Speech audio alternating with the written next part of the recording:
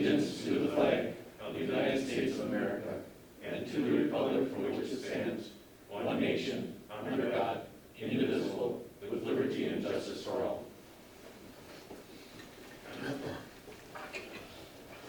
Roll call, Sharon? Ermeling, Here. Feeney, Here. Maloney, Here. Sparks, Here. Jean, Here. White, Here. Ziegler. Here. Okay, this time, if there's anyone that's joining the audio through Zoom, if you have any comments. Nate, we have, this is looked up where? Well, we have. Sounds, it looks like we have 6 people that are in the waiting room. Okay, Okay. all right. Could One that more be- time, any comments from the public?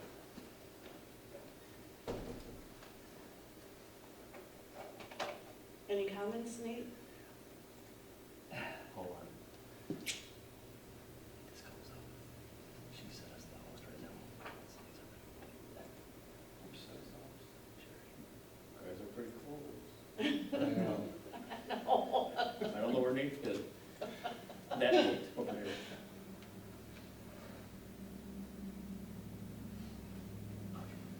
So it's staff that's on there. Okay. Okay, well, Everybody's muted. all right. Supposed to stay muted? Hearing none.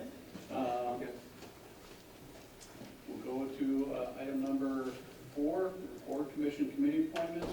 Number 4, nomination and appointment of Vice President. And I would like to nominate Mark Maloney as Vice President. Second. We have a motion and a second. On the question, all in favor say aye. Aye. Aye. Laura had it. Oh, Are we closing nominations? Otherwise, I'd like to nominate Yi Zhang. okay. Is there a second? I'll second. Okay, we have a motion and a second. Any other nominations?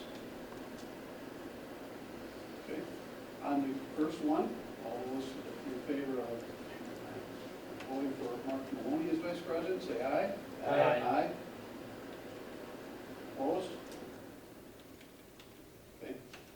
On the second one, all in favor of Yi Zhang for Vice President, say aye. Aye. Or, I mean, I'm sorry. Opposed? Nay? Nay. Well, I'm gonna go Nate for myself. Did you can't vote for yourself. I didn't vote for myself either. Sure you can. Who Okay, voted, Sharon, who voted no? on the last one? On- Yes. I did, John did. Certainly, this is done by paper ballot.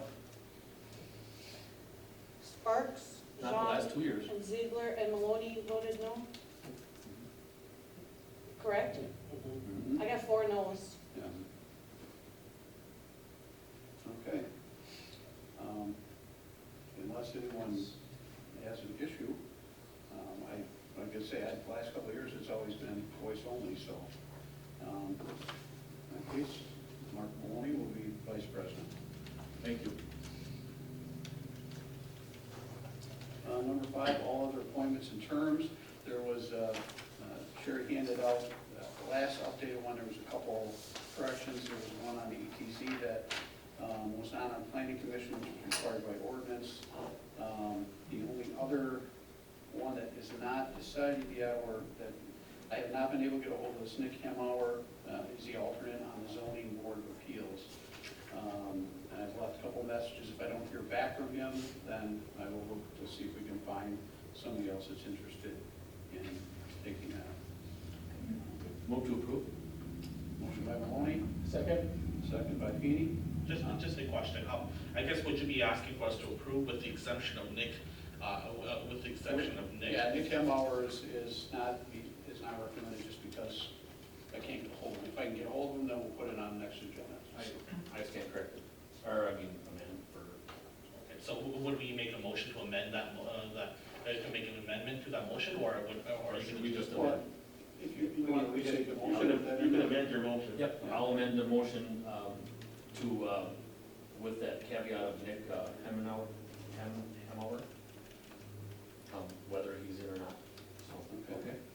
And on the second? I'll second. Second the amended motion.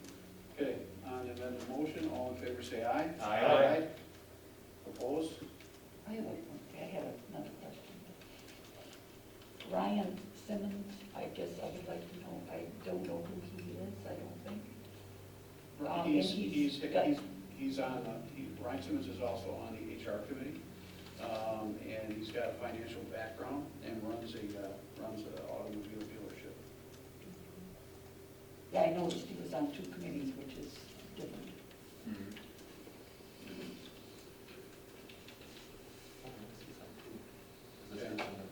On the motion, all in favor say aye. Aye. Opposed? Motion carried. On the original motion, all in favor say aye. Aye.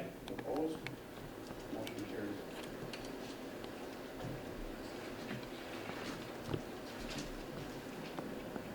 Got that, Sherry? Yes. Reports, minutes from boards, committees, the only one we have on here is finance. Looking for acknowledgement. Oh, wait, did you, the 4/20/20 board trustee minutes? Did I miss something? All right, yeah, number 6. Sorry. Okay, sorry. Approve Motion minutes to from the approve. April 20th Board of Trustees meeting. Or Motion to approve. Motion by Ermeling, I'll second. second by John. On the question, all in favor say aye. Aye. Opposed? Motion carried. Now, item number 7, item number 10, finance, looking for acknowledgement. Move to acknowledge? Motion by Maloney, Second. second by Ermeling. On the question, all in favor say aye. Aye. Opposed? Motion carried. Reports from departments. Pete, do you have anything to add? I sent an email report on late Friday. Main focus I've had, of course, has been getting the terms of the development agreement. That's under a resolution later on the agenda with Oak Cliff River LLC, and working with attorneys Quarles and Brady on the, first of all, the terms of the resolution itself. Director Osterbrink is going to be talking about the situation with the pools in the Wausau area here, Wausau, American County, and Rothschild and whatnot, under his report a little bit later. Public Works is getting active on the water system stuff. We've been out operating valves in preparation for our annual system flushing, and we're running into some situations where you have these vintage of valves that are prone to breaking because they don't have corrosion-resistant bolts. So there was a main break or a leak because of a failed valve at Jelinek and Mockmuller last week. I guess it's fortunate we don't have a lot of traffic right now, because otherwise that's a very busy street to be working on. Probably Director Wodolski can talk about that a little bit later. Otherwise, I guess I don't really have much to add tonight, unless you have questions for me. I will also just remind the board that I will be out of the area after Wednesday at noon. I won't be in the office Wednesday at all, but I will be sitting in a meeting with the municipality group early in the morning. We'll be returning next Monday, or next Sunday, actually. So, Okay, any questions for Keith? I just wanted to compliment the crew on the landscaping they did on Hunt Street there, Schofield Avenue, where they cut down those trees and everything. okay, sure. They did a very nice, they finished it up, I think, today. I noticed it, it really looks nice. Up at your house? Yeah. Yeah, I saw it start, and I was meaning to say something, and I was gonna ask you what you thought. Well, And they I forgot. finished landscaping Oh, it today, oh, and it good. really looks like And the very vision nice. triangle is much better now? Yeah, Yeah, good. Oh, that's good. wonderful. Yeah, that's really good. Did the county do that, or did we do No. help with that? Village did it. We were working under the, I guess, the approval of the county Oh, to do that. okay. That was an issue we were following up on based on the rezoning hearing. I just didn't know if we should thank you too, so. Yes, well, All right. I don't know. Yeah, I saw it's him a very start, nice and job. I was gonna If ask you you, look so- at it, it's Okay, very I will. nice, very Good. done. Item number 20, clerks. Sherry, do you have anything? Just that staff has been busy in election world. In-person absentee started today. We were very, very busy today. It was very steady all day long. and that runs through Friday, through 5 o'clock on Friday. And of course, we're all set up actually at Weston Lanes for next week, Tuesday, where we got all the tables and all the chairs and all the plexiglass shields set up. We just need to take the voting machines over there, but otherwise, all polling workers are in place and things are ready to go again. Shame on me for not knowing, but on the ballot is just the one race, right? Correct. Yeah. Just a And then you question. have to run again in November. Yeah. Really? Yeah. I did not know that. Yeah, Yeah. that's why everybody said it was so Oh my silly to do it. So whichever one wins, the other one will probably go again in November. Sure. Absolutely. Sure, yeah. So just a question for Sherry, then, you wouldn't need any more poll workers, then, am I hearing that correct? Correct. Okay, I was gonna volunteer. but Yeah, that's- since we're not running, I would do. We may need some people to, some extra people for cleaning, because we sanitize after each person votes. But Yeah. I do have some people on the list from National Guard that I should be hearing from sometime this week. And we don't have to pay them. The state is paying them, so we might as well take advantage of it if we Yeah. can. It's not Are often we- that you could take advantage of that situation. I don't know how far out we can talk about this, but is there a way that we can keep the food purchased in our village? It just so happens that Weston Lanes is going to try to open here real soon with curbside. But- And so they have offered to feed lunch and dinner on Okay. election day for election But we workers. pay for it, right? But we pay Okay. for it, correct, Because the last couple times it's been, I've seen like Becca's and Panera, yeah. and I think somebody else here would love to have that business, you know? The restaurants are really hurting, and I just don't know why we go over to Wausau to get that, so. Becca's is open Yeah, Becca's this year. What? We have Yeah, I know, Becca's. I said Becca's is fine, because we have them, but Yeah. Panera, I mean, I like Panera too, but Right. I think we should put our dollars into Weston restaurants. And Weston Lanes has offered to do that. That'd be and, great. They're That'd be right great. there, and Yep. I think We'll that'll do it work in out the really building. well. Yeah, super, good. Yeah, and seeing as they're nice enough to let us use their Oh, it's facilities, you awesome. know. Yeah. Yep, very nice. Okay. Any other A questions for lovely Sherry? banquet. All right, item number 21, finance. Jess, is she on line? Jessica? I am online. There she is. Okay. Oops. Yeah, Ken, you have anything to add? No, we just submitted our December budget status report with the draft fund financials. We hope to be getting Safer and EMPD. We got EMPD today, so we will be doing a couple fixes, and we should get the final audit by the end of the week for EMPD. And Safer, I talked to their auditor, and he said they should get the draft financials Monday, Tuesday, and we should have finals probably by the end of the week also, so we can get ours done. So that'll be a great thing to have it done this early. So they should have it done before the next Safer board meeting then? Yeah, I talked to Kevin, he said, Brianna had it done last Wednesday. They need to get a draft from Matt and Josh, so I assume that should be happening today or tomorrow. Oh, okay, good, thank you. That is really clear. That's really good. You were really clear last week. Okay, any questions for finance? All right, 22 fire EMS, here. Item number 23, Parks and Rec. Nice to have Sean just address the board in person here, and I guess I'll go in the other. Since you're talking about the aquatic center opening, I think he's still here. I think he is. Yeah, well, Sean had a 4:30 meeting with the other municipalities regarding the pools, so the information will be timely.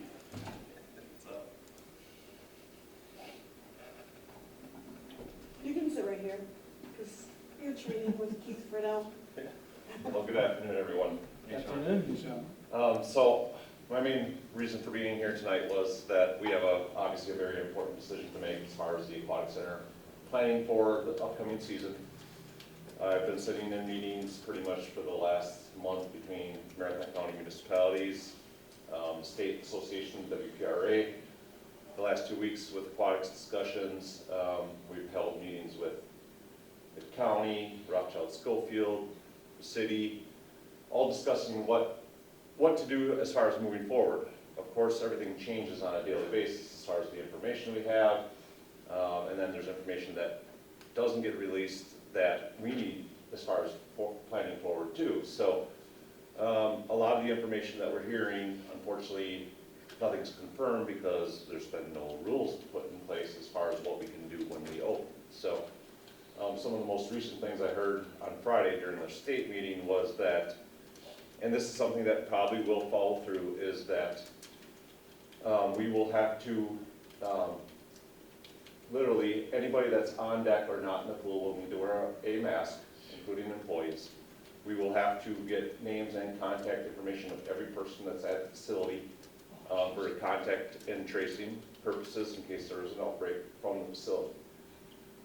We do know that the pool itself is safe. Virus doesn't live in the pool water itself. So, but we do know that there'll be extra cleaning. We'll have to have people that, you know, I guess, monitor people, make sure, because we know that the information we know now with the bounce back plan is that the 6-foot social distancing stays in place through all the phases. So even if we reach the maximum, which is phase 3, allows us to go back to regular operations, they still have the social distancing in place.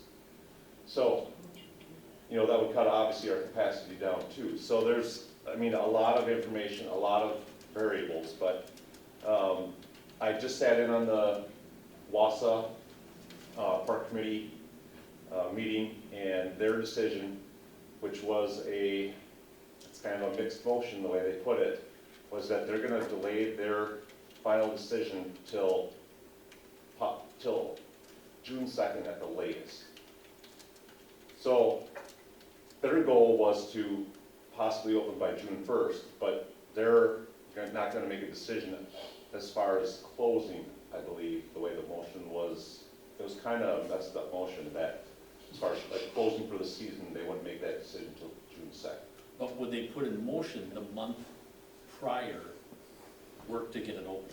Like right now, we have to make a decision almost today. Right, if our goal For a was, month. if our goal was to open on June 6th, our Right. set opening date, same as WASA's, I Mhm. mean, we literally need the next month to get everything Right. in place. So, all the signs were pointing that the WASA, Marathon County, which WASA has the 3 pools, not the county, was that they were gonna basically delay opening till July 1st. Yeah. And that was kind of the recommendation they were going with, was to wait till July 1st, because right now, our health officer, Joan, and it's based on, you know, what they're seeing right now and what they're getting from the state and so forth, that we won't reach phase 1 till late May or early June. So that's phase 1, that's still 10 people, and that's for religious gatherings only. Right. Phase 2 is when you reach 50 people, you know. So a lot of facilities that we've been talking to are planning to open if we reach that 50-person threshold. But 50-person threshold, literally for most of the facilities, WASA, us included, if you consider staff, concessions, any people that are there for monitoring, we'd be around 35 people allowable at the pool.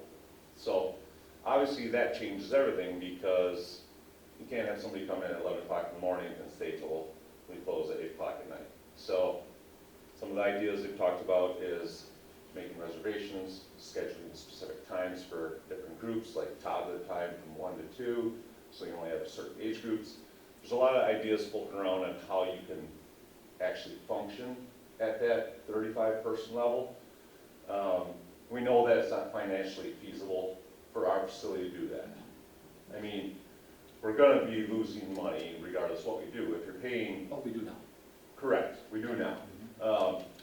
But, so, we're losing revenue, we'd have to change our pass prices, our daily pass prices. Season passes would be out the window, because you can't charge the same amount for a season pass when they have limited use of the facility.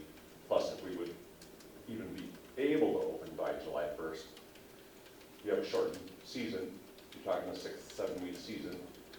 So you'd be, you know, looking at how we want to set up that, you know, if it's reservations or first come, first serve, is it a 1 hour window, is it a 2 hour window? But the biggest goal for most everybody that's been talking about it from the state, county level is what happens to all the people that go to the pools if they're all closed? Because learning to swim is something that you're taught for life. It's a safety thing. So if there's no swim lessons, there's no recreational swimming at pools where you have guards that monitor, keep you safe, all these people are going to go to the 5 beaches that are in the county, where there's no lifeguards, and there's the safety precautions are not in place. So that's one of the big factors that you have to take into account when you're thinking about not opening. But there's so many factors, and the information that you have today may change your decision tomorrow. But it's so there's, like I said, there's just a lot of factors, and a lot of it's all the unknown, is because you can make an estimate, but there's also tomorrow, which the Supreme Court could make a decision. The legislature could, propose a new plan, and it could look nothing like the current Bells-Pack plan, or it could look completely different. So, like I said, it's just a lot of information coming down. One of the subjects we touched on this morning, we met with Gary and Craig from Rothschild, and we met with Jamie from Weston County, was we know that there's certain groups in place in the state, so how do we get the golf courses open? Golf courses were open because there was a lot of pressure put on, from organizations. Well, the biggest one in the aquatics is Wisconsin Dells. And based on what I talked to somebody this afternoon, is there is a lot of push from all the organizations in the Dells to at least get guidelines and allow the aquatic facilities to open. It's no different than our lobbyists through the WPRA. They are also, working with the state to try to possibly open it, but nobody knows what being open looks like. They talked about changing, periodic how much you clean. So if you're open for 2 hours for this 35 people, then you completely clean the facility and then let the next 35 in. Deck cleaning instead of once a week, go every day. No slides? That's high contact surface for, Saves an employee. one of the things we talked about was closing slides, Yeah. closing diving board, play structure, anything that's high contact areas. And it's more lifeguards. It's more So- lifeguards. If I can, is it just tonight? We don't need to actually decide on all the different ideas. Tonight, we only have to decide, should we push forward for June 6th? Correct. Or not? Correct. And then we have a whole month to decide on the parameters. And we hear information daily. You'll hear it daily Right. on new things. Right. So literally, if you Yep. say, let's put in the work and spend the time to get the facility ready, to move forward, try it for June 6th, or are we, don't put that time in and, possibly think about a delayed opening? I mean, so, Do I sense you're pushing to open? Especially with the swim lessons? I guess my opinion has changed several times throughout this whole process. I mean, based on the amount of work that we have to put in it, I know the expenses. We know that we could get into the season, if we delayed opening, say July 1, and with the limited amount of people coming in, we're gonna take a bigger loss than we typically have. So we may have to find some other way to finance the operations to get us through that shortened season. Of course, there's gonna be cut expenses, because we're cutting staff, and we should cut chemicals, heat, electricity, but will those things balance out? So instead of charging $4 a person to get in, what if you charge $2 a person? So you're cutting your revenue. Do you open for 50 people, which is 35? Or do you hopefully get to that maximum range of phase 3? And like I said, it could all change tomorrow. But that's down the road. So tonight, Yeah. we're looking for our expert pool person to give us a little nudge to move forward or not. And well, I have one other piece of information Okay. to share. So Rothschild Schofield is definitely leaning towards not opening for the season. The idea of us all communicating is we were hoping that we'd all be at least similar in the thought process of moving forward. We've known where Weston and the county has been for about a week and a half, that they were proposing this July 1 opening date. With the thought that it's really just a, that they may not open on July 1 either. You know what I mean? Because nobody knows, that's the thing. So it's really leaving that possibility open, that door open, instead of making a full decision that you're not opening. Sean, I would assume you've had discussions about people queuing up to get into the building. How are you gonna make, these are kids, they're not gonna be 6 feet apart. It sounds like it's gonna be a real logistical problem, you're gonna have more employees actually policing the parking lot, because I'm pretty sure law enforcement's not gonna wanna do that. They don't have time for that. And it sounds really bad. I'm inclined, I know it's not a good thing to say, not to open. I mean, it's nasty for the kids. But how are we gonna protect it? It's our kids, I mean, they're our future. And if I wasn't concerned about the people around me, I wouldn't be here in this silly mask. But I have people at home, I mean, I have grandkids, and I think some of us are old enough to have grandkids. Yeah. Just, in addition to trustee White, as well, I definitely agree with that. I also think that we should also make decisions based on on experts' opinions, and what I'm hearing from correct me if I'm wrong, Joanne Thoyer is also saying that it shouldn't open. Is that what she's saying? Or is she giving any recommendation? What's her? Well, that's the thing. They really haven't given a recommendation on what's going to happen with pools. They could at any time say the pools are not going to open, and then we'd have to abide by that. But what she's saying is they don't feel like they're going to reach phase 1 till the end of May or first week of June, which gets us to still 10 people. Right now it's 10 people for religious gatherings, and then it's still 10 people. But we need 14 days of decline to get out of safer at home. We need to be able to test 85,000 people per week. We're not there. That's going to get us out of the safer at home. Well, as if you watched numbers over the weekend, I mean, we had 400 new cases on Friday, 300 some Saturday in the state, and they're looking at state overall. They're not looking at in sections, and that's one of the pieces that's coming out of the legislature is they don't feel like certain parts of the state should be treated the same because, Green Bay had a jump in 200 cases a day for the last 3 days, but Marathon County added 2 cases since last Thursday or Friday, but prior to that, they hadn't added a case since April 17th. So almost 2 weeks they made it without a new case in Marathon County. But you also have to look at the test numbers. They only have tested 632 people in Marathon County by last Wednesday. So it could be higher. What they're saying is that for every one that's been tested and found positive, there's another 10 that are asymptomatic. So if you take that number, 19, and times it times 10, there's a lot more cases in the area, but that's all unknown, really. It's just all the information we've all gotten. Like I said, it changes every day. The frustrating part with the numbers that they come up with, you're right, what they're not measuring either is all these people that have already had it and have immunity, or suspected to have immunity. They've done a couple of localized ones, in one in California, one in New York, and over a third of the people they tested who were healthy and walking, and they were getting them at grocery stores and things like that, and they asked them to give samples, and over a third had it. They already had the antibodies. And so, if we had real numbers, you say we're waiting for the experts, but they don't even have enough data because we're not testing the population to see if you've had this, recovered, and if you have immunity. I mean, you could probably put a third of the people back to work because they've already had it and they have immunity. But we're not even close to that.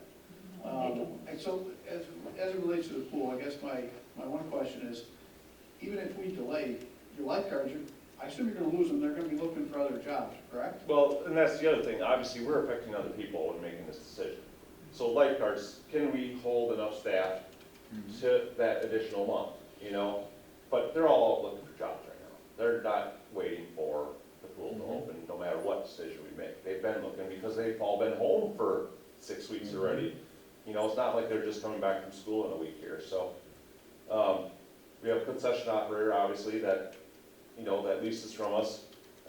So, I mean, was probably not gonna make any money off 35 people in there. no, and I've talked to him pretty steadily on a regular basis as far as that, but, I mean, if it was a new batch, 35 people, every hour, Every every 2 2 hours, hours, yeah. versus, you know, All day type stuff. yeah. Mhm. I guess the question is, it would go, it goes back to what trustee White is also saying, the logistic and also the enforcement of this just seems chaotic to me. I mean, how exactly would you enforce somebody to be there? You're gonna have to have somebody managing this constantly, in addition to that, the social distancing as well too. I don't know, it just sounds really hectic and chaotic to me. Oh, for sure. I mean, Watson's plan right now is to, they need 10 staff members on hand for lifeguarding. They got another 5 based on concessions and missions. They're gonna use those 5 people for the social distancing Mhm. and the extra cleaning. Mhm. So as far as hourly costs, they're not increasing their hourly operating costs because they're using the people that would have been there anyways. Mhm. Having, Go ahead. having actually worked at the pool when I was younger and a lot slimmer, you just, I don't see any way for the lifeguards or for the concession workers to help or to manage the 6-foot social distancing guidelines in any realistic manner. I mean, we could draw up certain policies and procedures, but I don't think that there's a realistic way even to implement them. I know that they're going to do their best, but we have to err on the side of public health. And even under the best case scenario, that we exit phase 1 at the beginning of June, phase 2, or get into phase 2, phase 3 in July, assuming the best possible scenario, we still have to maintain that 6-foot rule. And then we're still going to have the same problems. I don't think that it would be responsible for the pool to be open this year. But we're also talking 35 to 40 people versus 250 people. Yeah. It's, you remember the 250 days, when I remember, I drive by there all the time, Yeah. just to see it busy. But now we're talking 35 to 40 people. Exactly. Every couple hours, so now that issue of how to contain that might not be as much. I have one more question though. And we have a pool capacity of 867. Oh, 860, yeah, but 867. the other night you said 250, 300 was a normal average. Well, normal average day, I would say 400 to 600 probably. But how many are in there at one time? In the pool, they say approximately 2/3 are on deck and 1/3 are in the water. So 350? Yeah, so you're dealing with actually more people on deck and in the grass than you are in the water. So, no, 200. so 200 and then plus another 100 in the water. Yeah, So now we're only at 35, 40 getting in. So that's a real big difference. My one question though is, if we wait a month to put the labor in the opening versus doing the opening now, what would it cost us if in the end of May, we decide, oh, we gotta wait a month? What is that cost of letting it sit there idle, ready to go? Versus, we get the yes, the first part of June, and now we didn't get ready for it for 30 days. You know what I'm saying? yeah, I understand. So, right now the building. I'd rather be ahead of this Yes, than behind it. and to give you exact costs is gonna be difficult, but, so, ordering, obviously, getting all the supplies on hand. So any from. Yeah, but the cost of letting it sit idle, ready to go, is that a big cost for a month? At least we're ready. Yeah, but there's a cost to getting it right. Right, but that's immaterial, that's a fixed expense. Then we're gonna talk about a variable expense. So the Right. fixed expense is getting it ready, whether you do it this month, next month, or a month after. Not Each one is depreciated, Right, okay? right. The variable part of this is what everyone else is talking about, on how we're gonna run it. Staff, heating. That we're not gonna know, that we're not chemicals, gonna know, stuff so that you would have to- if we put the 30 days of getting it ready in now we're ready to go at a drop of a hat. Is it cost a lot if we let it sit there ready to go for a month? I mean, obviously you're filtering, you're keeping the chlorine up and the whole bit, it's sitting there idle, but at least you're done and ready to go if somebody drops the flag and says, okay, we can open. At whatever level, that's what I'm trying to determine right now. Either we say yes tonight to go ahead and do your 30 days of getting it ready. We run the risk that we never open, and then we spent those 30 days. So, average cost per day just in heat, $100. How much? $100. Okay. And gas. Yep. And electricity for the pumps, you're running, actually electricity's more than gas. Mhm. You're running at least another 100 a day. That's just sitting there idling with the pump running. Right, So you're so running a it's 40 300 a day. So you're running a 40 horse pump. If we're adding chemicals, 249 gallon for bulk chlorine, we're adding, with no bather load in it. But no humans, right? No humans in the Yep, pool. Yep, But we know they'd be jumping the fence if the pool is full and needed. But, so you're talking, but the other part is you could get the facility ready and leave the pool empty yeah.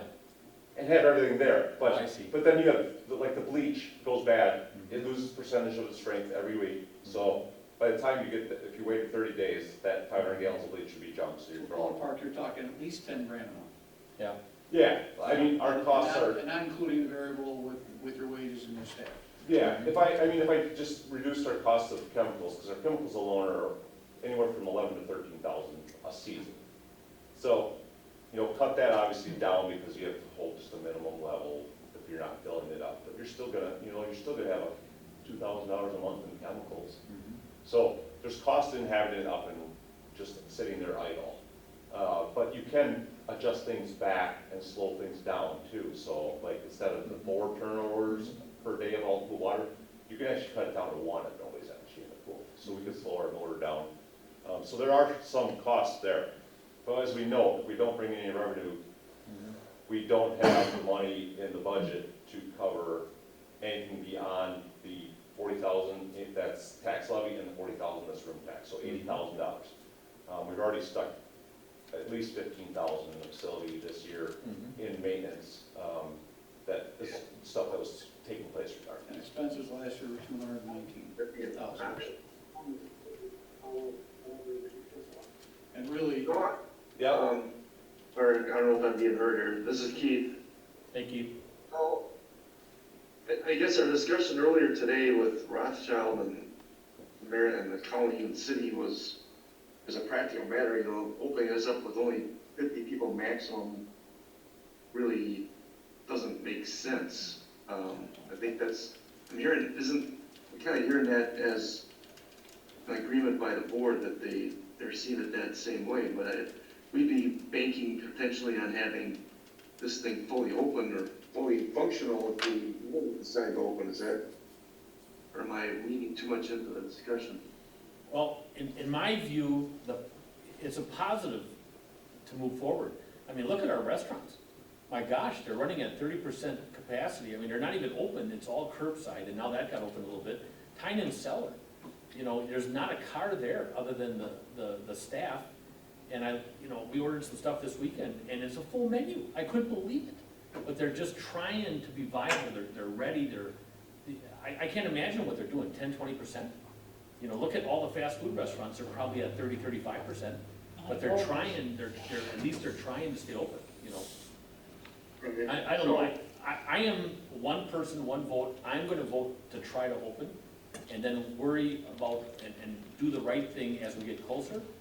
But the money we spend around here, like the Camp Phillips thing and all the different things we do here, and all the studies and all the projects, boy, I'd sure like to hopefully be right and have this somewhat open for the summer. I can't tonight say, no, we're not gonna open this.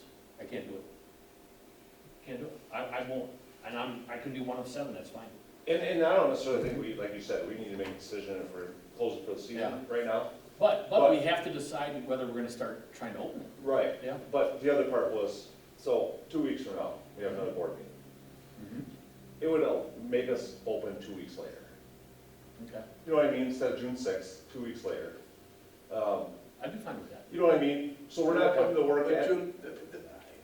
well, I would like at least to bring us up at the March 8th or the 18th meeting, because we're gonna have more information, we're gonna know what happened with this lawsuit, we're gonna know if it's still at 10, because if it's at 10, there's no way.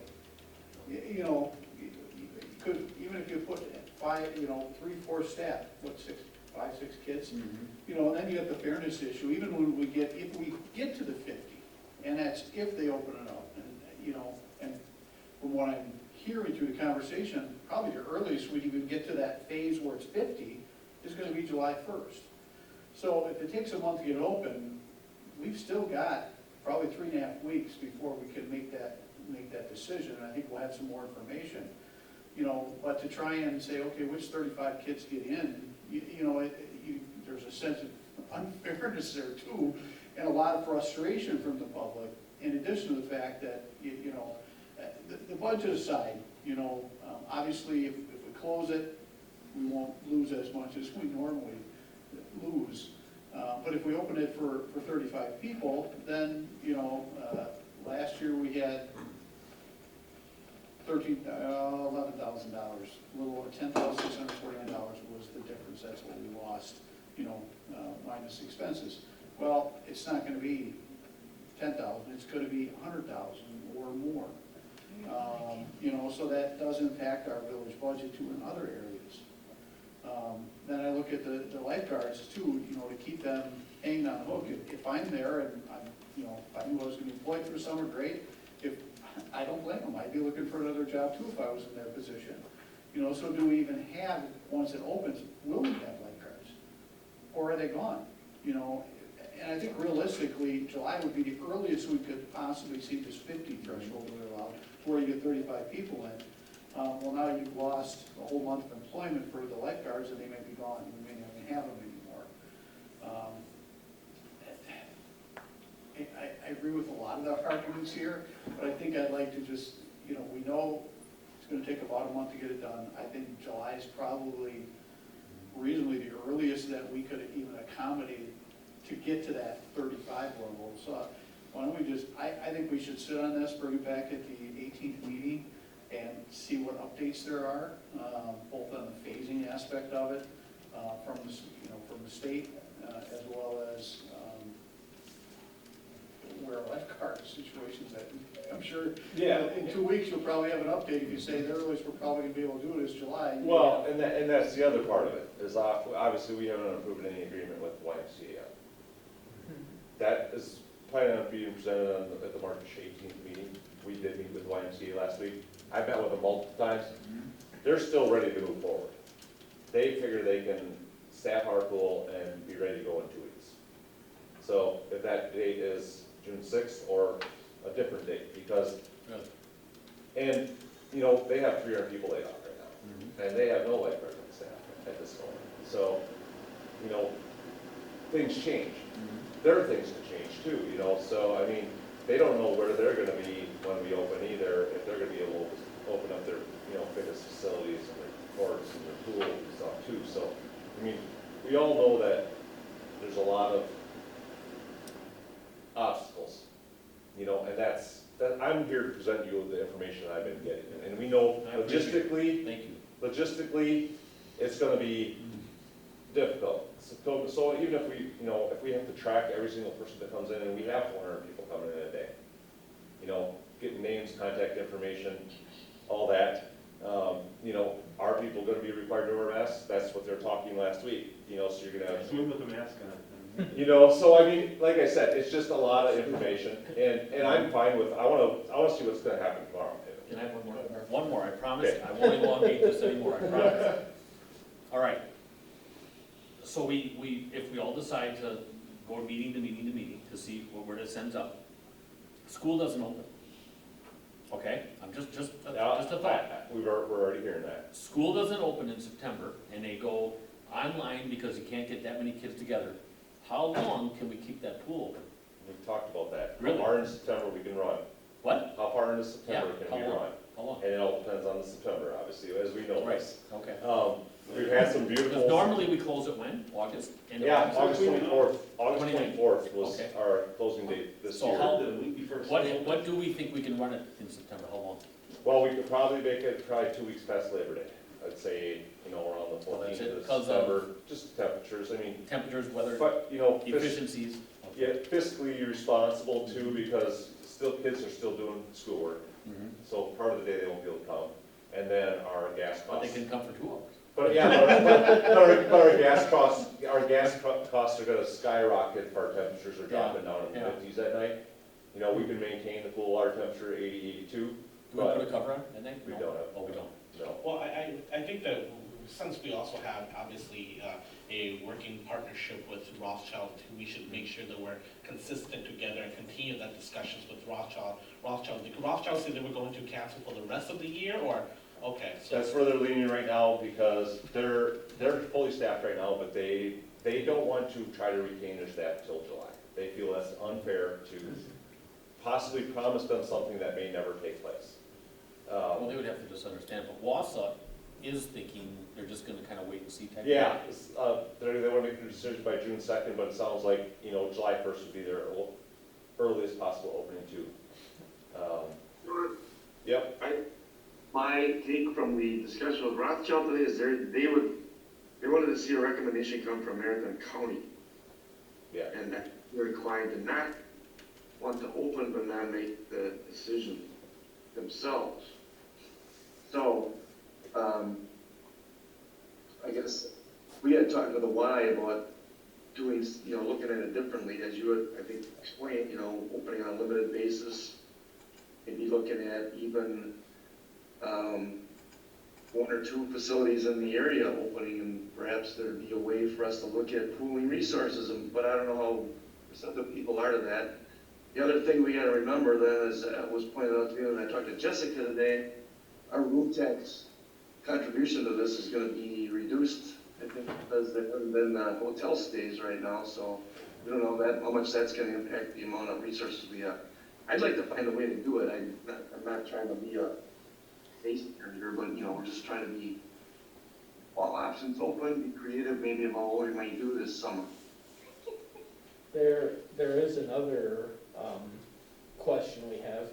Let's say, for sake of argument, that the Supreme Court strikes down Governor Evers' safer at home order extension, but all the public health experts still argue for the social distancing guidelines that are already in place. How would that impact things?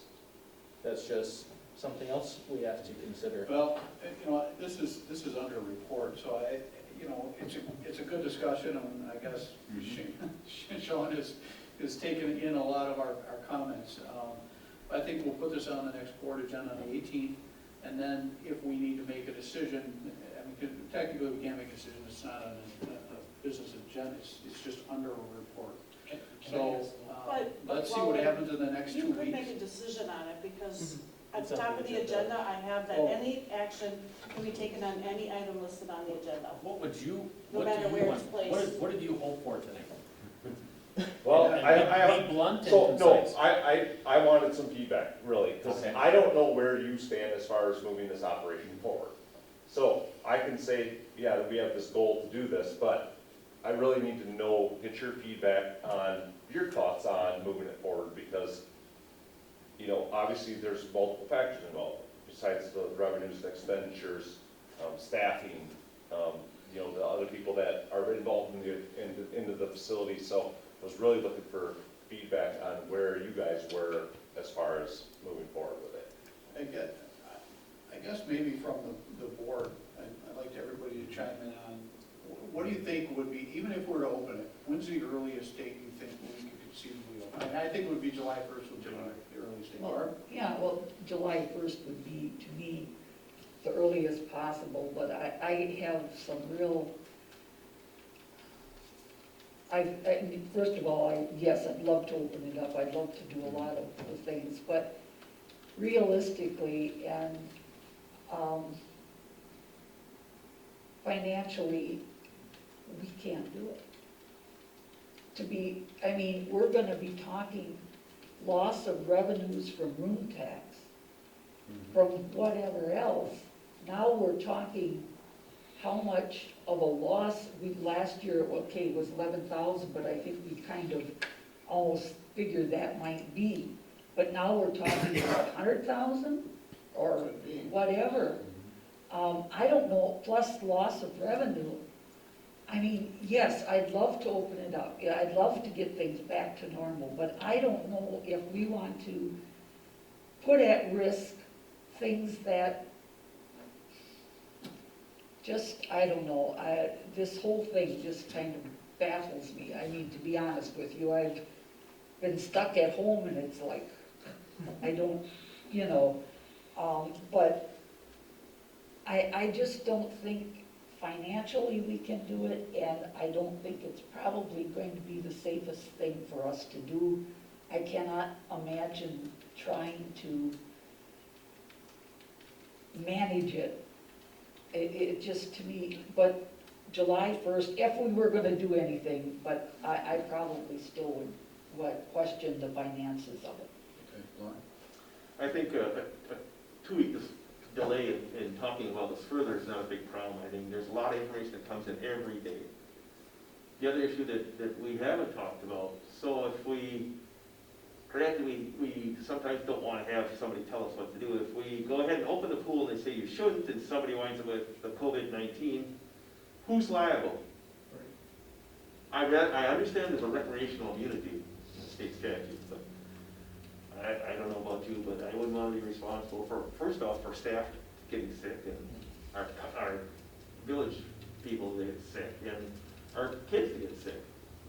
Even as Sean said, the tracking mechanism, if somebody has it and they test it, how do you know, we're not keeping names of everybody coming in or paying their admission coming in, so, you know, how do you track some of that? And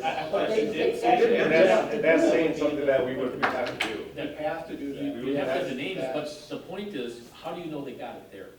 Well, how do you know? How do you know you got it on You the don't. plane? That's just How do like you you know you don't. got it in a bus? You don't know where anybody gets this. No, That's but they correct. need to. Unless you see a meatpacking plant with 400, then obviously it's like an incubator. Or you work in a hospital. Yeah, that too. And they do tracking tracing for other waterborne illnesses, as we've seen here in the area before. So cryptosporidium, typically, you know, there was a track and trace when they had an outbreak at Rothschild several years ago. And, you know, there was a case 2 years ago that they were trying to link to some local facilities. There's a couple people out of Wood County that got it, and they all went to the same facility. So they do that in this really small scale. They've done it for waterborne illnesses at our facility, but we know that, I mean, every facility still has to make their own decision. Right. You know, we know that joint pass with the Rothschilds open door this year. Because how can you do a joint pass when one may be open, one may be closed? The price is not gonna be the same. You know, I've been looking at the revenue side of it, what we lose in pass sales, season pass sales. Then the dailies, you know, we do $70,000+ in daily entrance at $4 a person. You cut that in half, you know, to 40,000, but then you have no season pass sales, you know? Can we still run 30,000 people through the building in that short amount of time?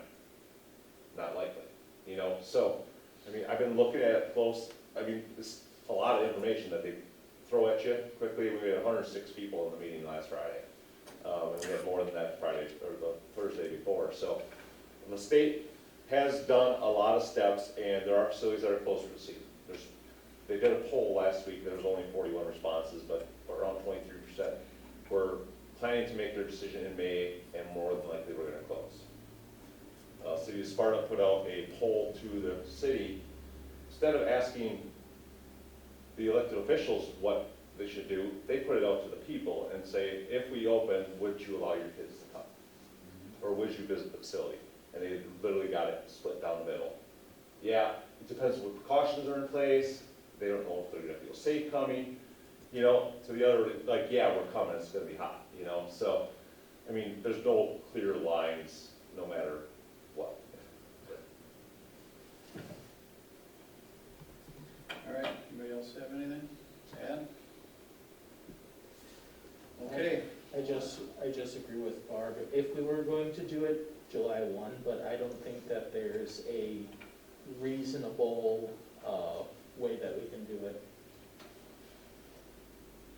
Well, I think we make the decision in 2 weeks when we find out a little bit more, and then that's when we take the vote on Right. whether we Yeah. go or not. And based on that decision, it'll delay us opening 2 weeks.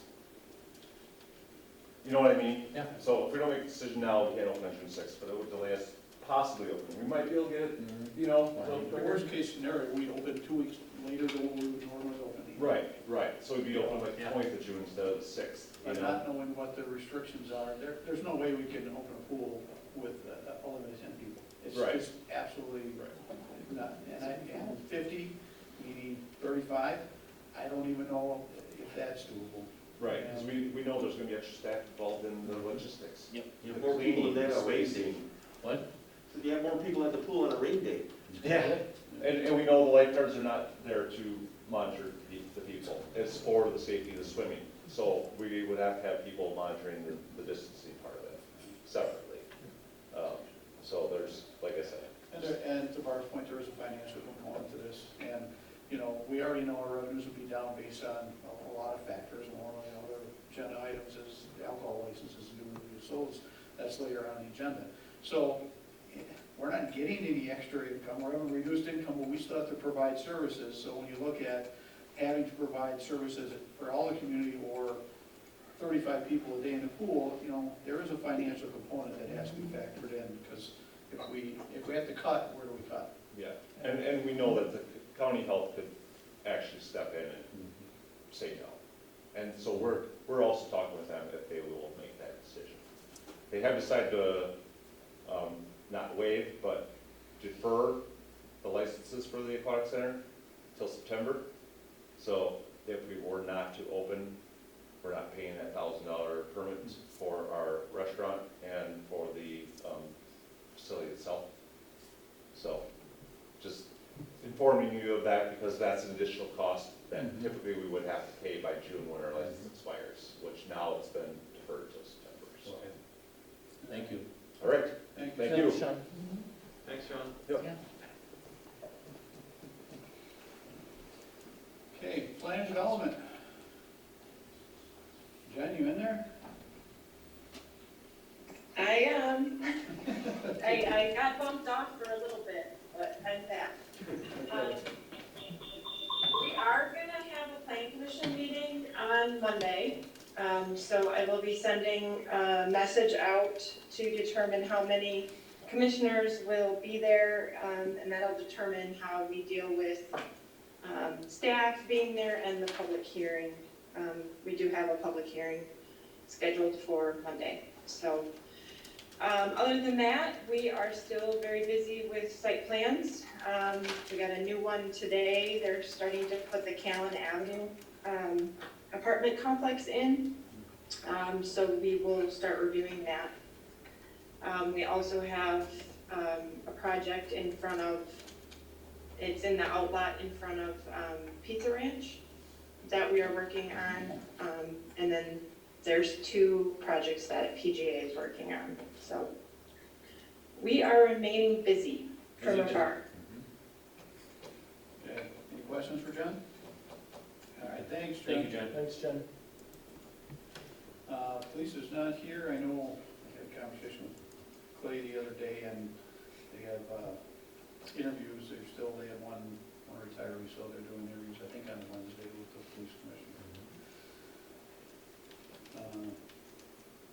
And Mark was nice enough to donate a semi-trailer back there for them to start putting all their evidence and stuff in before they redo some of the construction projects inside and redo the evidence. So we got a semi-trailer they can lock up, and they can start loading all their evidence in there temporarily so they can get the work done.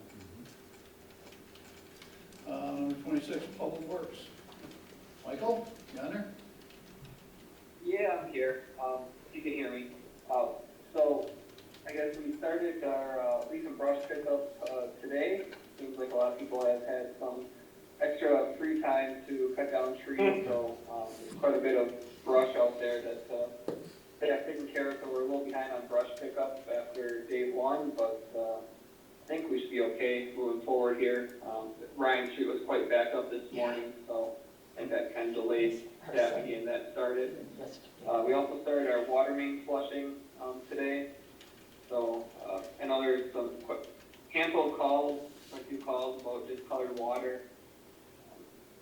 Partly due to the water main flushing, and we also had a fire line, I guess, below on in the business park for the water supply expansion. So that created an unexpected demand out in the business park. So it seemed to stir the system up a little bit, kind of on the east side there around Fife and Ryan Street. So the day full of some water quality complaints, but hopefully everything settled back in and start flushing the system again thoroughly tomorrow, and all those other issues should clear up. And I guess to Barb's point earlier, Tony Skripchak and Forrest Blair could be the two people who kind of did a lot of the restoration work over at Callan and Hunt earlier this, spring, and finish it up today. So I could see Tony or Forrest, if they would be the two to say thank you for that restoration work over there. Because I think, they did a pretty good job in getting that corner cleaned out. So. Otherwise, we've got our street maintenance packets out for bid. Those are coming due this Wednesday, so for Public Works, and then the next board meeting we'll have our, I think there's 7 various street maintenance projects that we'll be getting out there for bid awards. Not sure if anybody has any other questions, but kind of the beginning of a hectic summer, it looks like, or at least a full busy one. Okay, questions for Michael? Michael, is that lady satisfied now, who was concerned with TDS and all the damage they did? Oh, yeah. I did finally get a hold of her Friday after the phone. I guess she's going to be okay. I know Dan said he was going to be following up with her today. I did get a call back from either one today, but I can follow up with her again tomorrow just to make sure. Yeah, just thank you, because she has me on the list too. Thanks. Yep, okay. All right, thanks, Michael.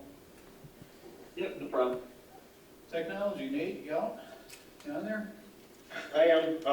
I don't have anything to add to my report. If you have any questions. Okay, questions for Nate? Thank you. All right, thanks, Nate. Yep. Item number 28, under work product transmittals, December 2019 budget status report, and the 2019 draft fund financial statements. Just motion to acknowledge? Second. Motion by Ermeling, second by Feeny. I just have a question. This does run through finance, is that correct? Am I understanding this correct? It would normally, we haven't had a finance meeting though. we haven't had it. Oh, okay, that makes 2 months. That's what I kind of figured, okay. Yeah. I have one comment too. I know we were talking about the financials of the Aquatic Center. I guess I just wanted to clarify, for the past 2 years, there has been a net income for the Aquatic Center. So I just wanted to, I know we were looking at the budget report and we did budget a loss, but we actually came in positive for 2019. It was 18,187 to the positive. I just want to clarify, because I wanted to jump in before, but I didn't get the chance. Oh, I stand corrected. Thank you. Okay. Yep. Yeah, That's we why just Wally looked at pulled the, me off the chairmanship of the finance. well, we were looking at the financials that were shown on here, and it showed a $10,000 loss, so. All right. I know a lot of years we did.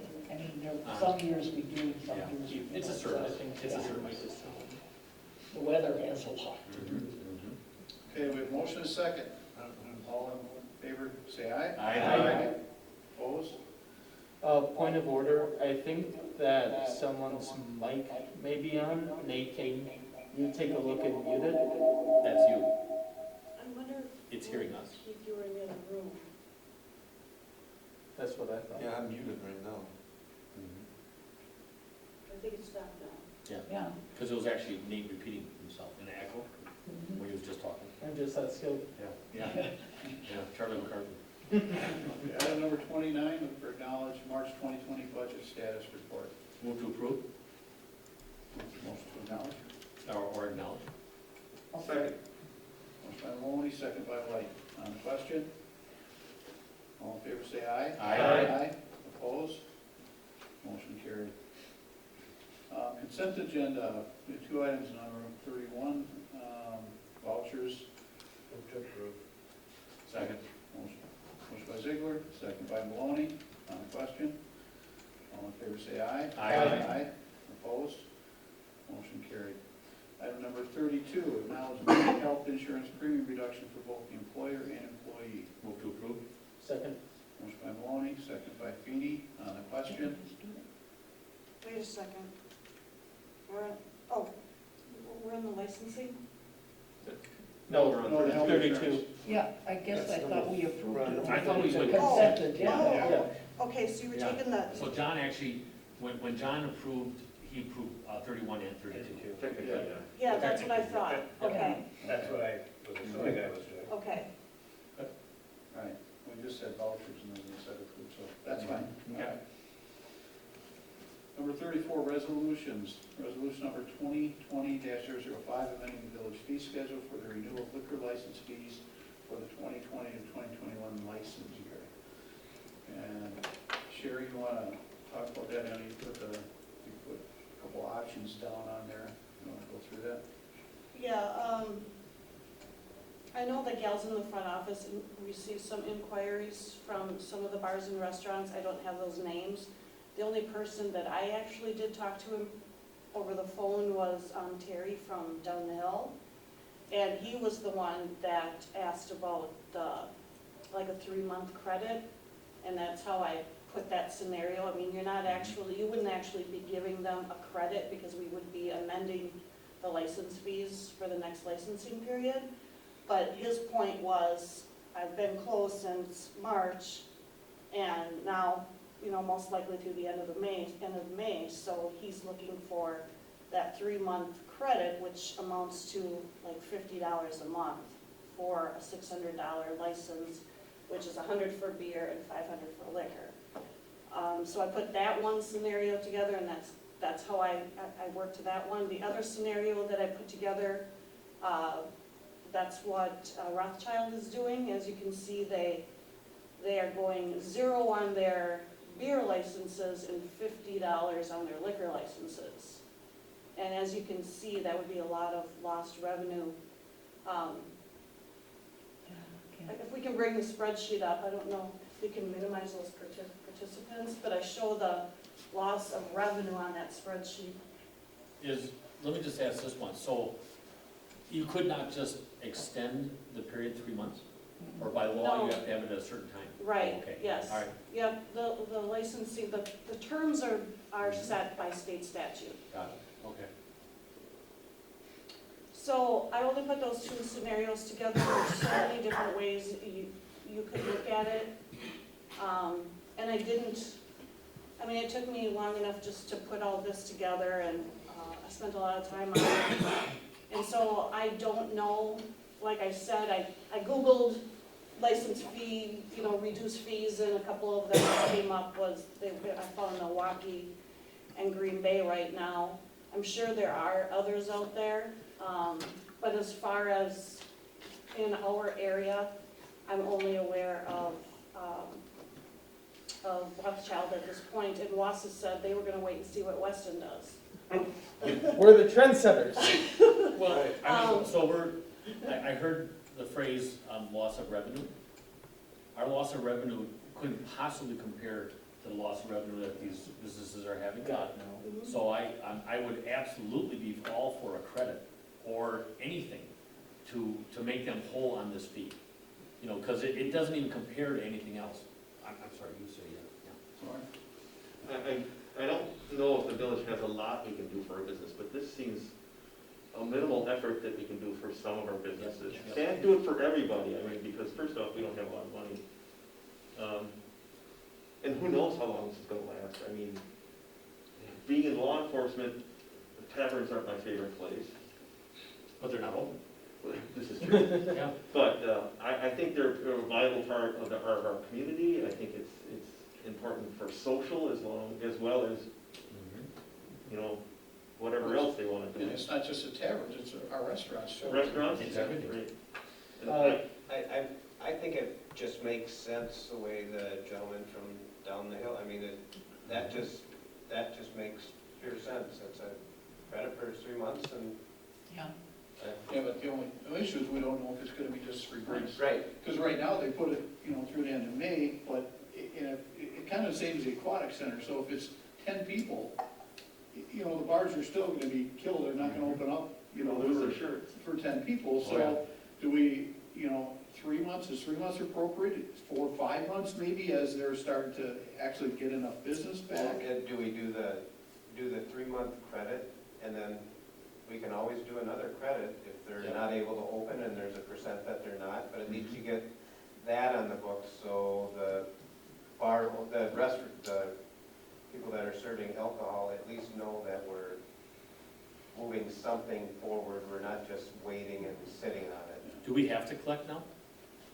No, we don't make them pay in full until they pick up their license. Right, the new license starts on July 1st, so they can come in on June I mean, 30th. taxes June are 30th forgiven to until pick up July the license. 15th. I mean, if we forgave, if we didn't make this doable, payable until September. Yeah, some people have paid already, Okay. um, And some But people we have can paid their always- taxes too. we can always issue refunds Yeah. to the ones that paid. Right. Nathan? Oh, I was just going to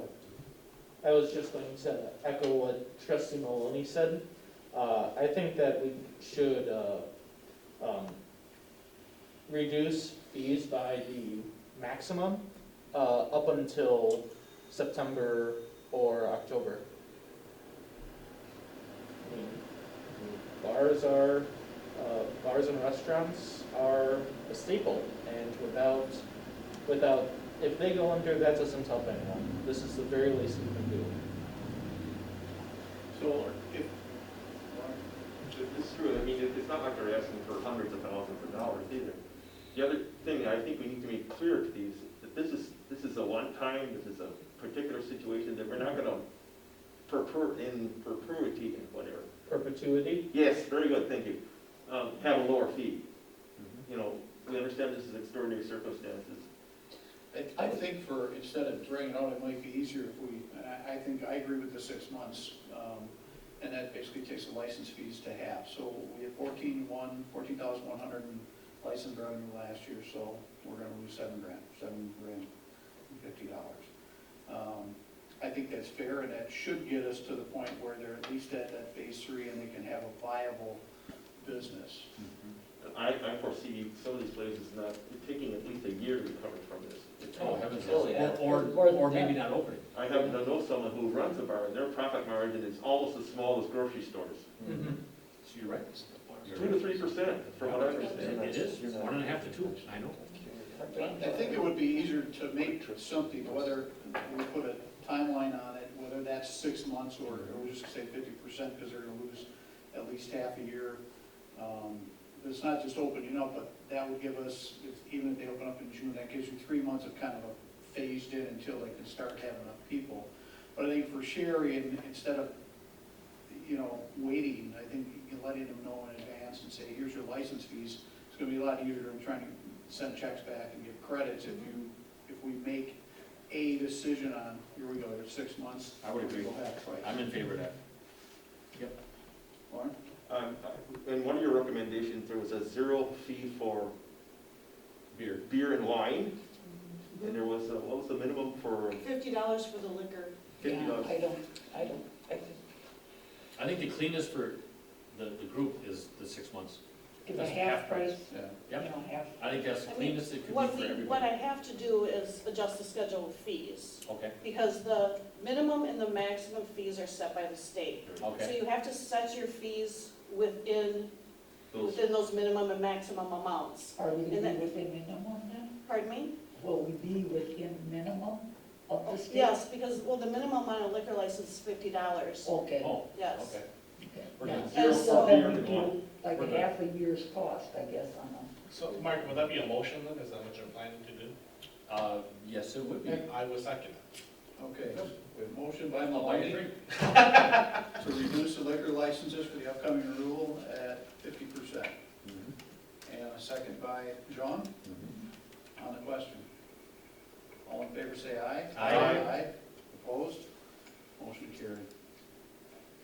Item number 35, resolution number 2020-006 to provide tax increment finance assistance to Clear River LLC for building and site improvements at 7315 Zinder Avenue. I guess I don't know what. Just the background on this, and had quite a few conversations on this with Keith, and I think we've had it at the board level. On TIF, in the past, it's, I know when I first got on, I asked, how do we determine who gets TIF money? And it was basically prior administrators just kind of arbitrarily said this and that. So we had a lot of discussions earlier about there needing to be a process that's kind of above board, running it through Ellers as our fiscal agent, and that's where Keith has gone. So this is actually will be the first TIF funds going out basically under the new model, and I know Greg Johnson from Ellers went through this and Keith worked with him. And I think this is really how things should be done in the future, so we're consistent on this. There's no picking and choosing winners and losers, it should be based on the increment. And then also that this will be using the pay-go model, which is also different, we're not giving the money up front. It comes back through the increment over time, to the tune of basically 75% goes back of that TIF over time. Right. So, I don't know if anybody's had a chance to read through it, but I just kind of wanted to clarify that the process has changed. I think it's fair, it's consistent, so anybody that knows what the process is, if they're applying for TIF, that it's gonna run through our fiscal agent, they're gonna do the analysis, and then go through the development agreement process, which is, Keith's been working on. Talk about that a little bit. Warren? I like the fact that it details how many jobs are coming out, because that's one of the questions we had in the past for people that came to us with money. Are you going to create jobs? And then you get that, and it's holding him to the fact that he's going to be creating 6 jobs for this. More, maybe, but he does have to hit that mark as far as I understand from reading through the documents. Yes. Yeah. And as the nice thing with a pay-go versus giving them money up front, you don't have to go and say, hey, you owe us X amount back. We just simply don't, they don't get the increment if they don't create this through the developers agreement.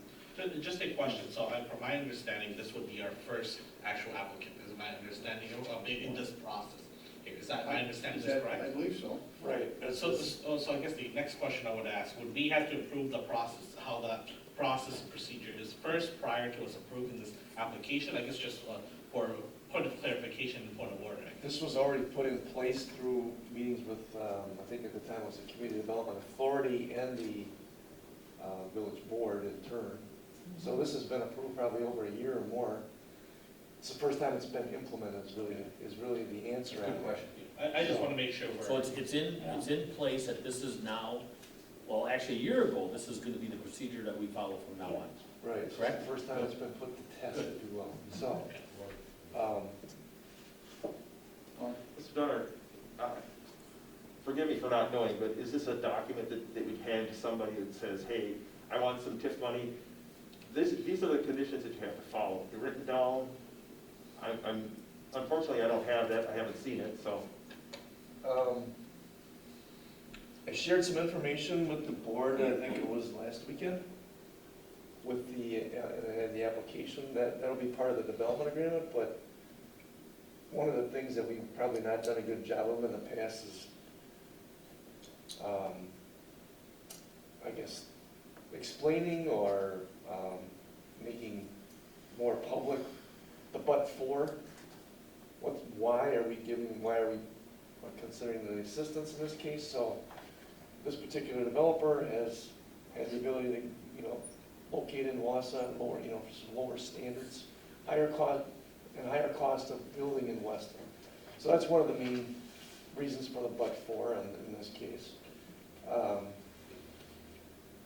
So that's what this process is designed to do. The development agreement will actually spell it out more explicitly, is the intention. If you would like that to be part of this resolution, we can make a modification there. No, I'm just wondering if it's written down somewhere. So if you, as I said before, if someone comes in here, this is our application process.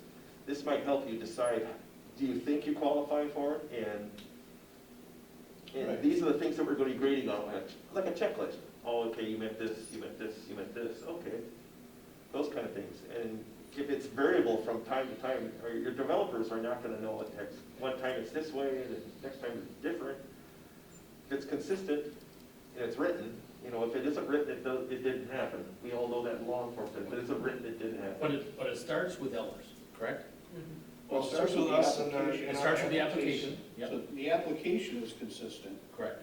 What's changed is it now goes to Elders. Okay, independent third party, Yeah. Yes, which I think that's is a very good thing. important, yes.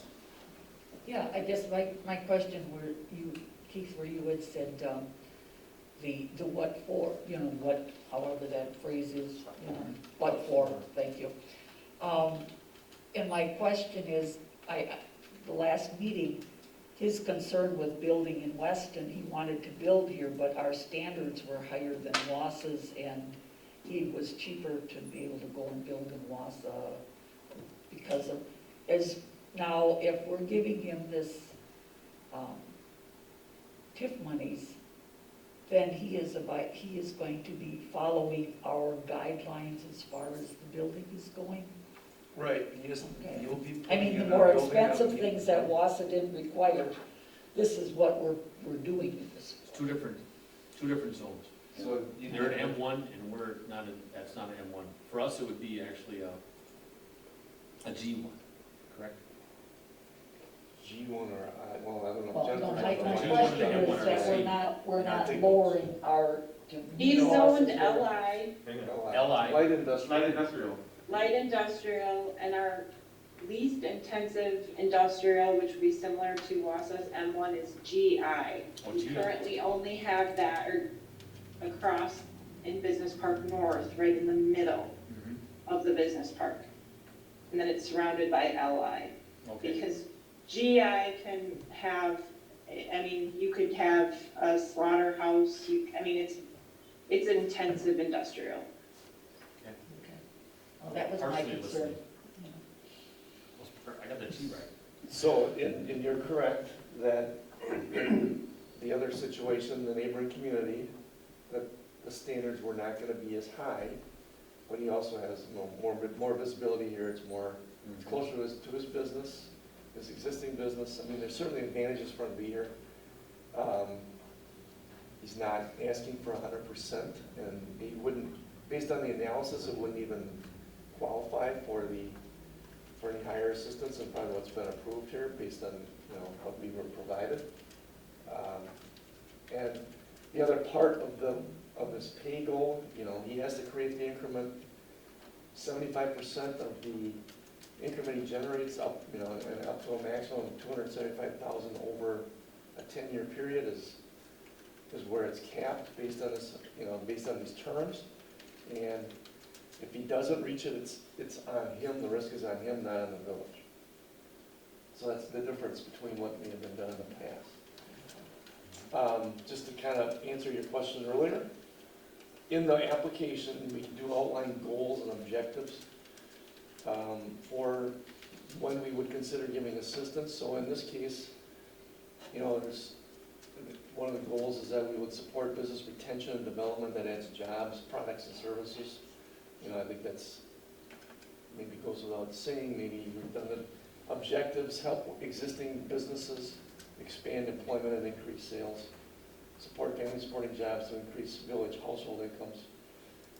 Although, you know, the part about the jobs, we don't really know where the people are locating, but we would hope that they're using, you know, Weston businesses for, you know, going to lunch, buying gasoline, those kind of things, obviously. and since we're working on the missing middle in housing, perhaps those people will be in that middle missing. Let's hope. The one thing I really like is the pay model, because in the past, we were giving people money up front, you know, to build their buildings and put the stuff in. And we've had a lot of conversations, both in planning commission, about going back for things that were never checked on and they didn't complete. Well, now, we can just withhold funds versus ultimately having to take somebody to small claims court to recoup funds because they didn't fulfill their obligations under developers agreement, so. Mark? Other comment is, since the sports complex is a dead issue, and the village own, I assume this is from the sale of this property that the village used to own, it now comes on the tax roll, which I am definitely in favor of. If we're not gonna use it, we should sell it at fair market value, or whatever deal we work out. Sometimes we can't give money, but we can give rebates on the cost of the land. that's what we did at the last meeting when they approved the 5.3 acre purchase, so.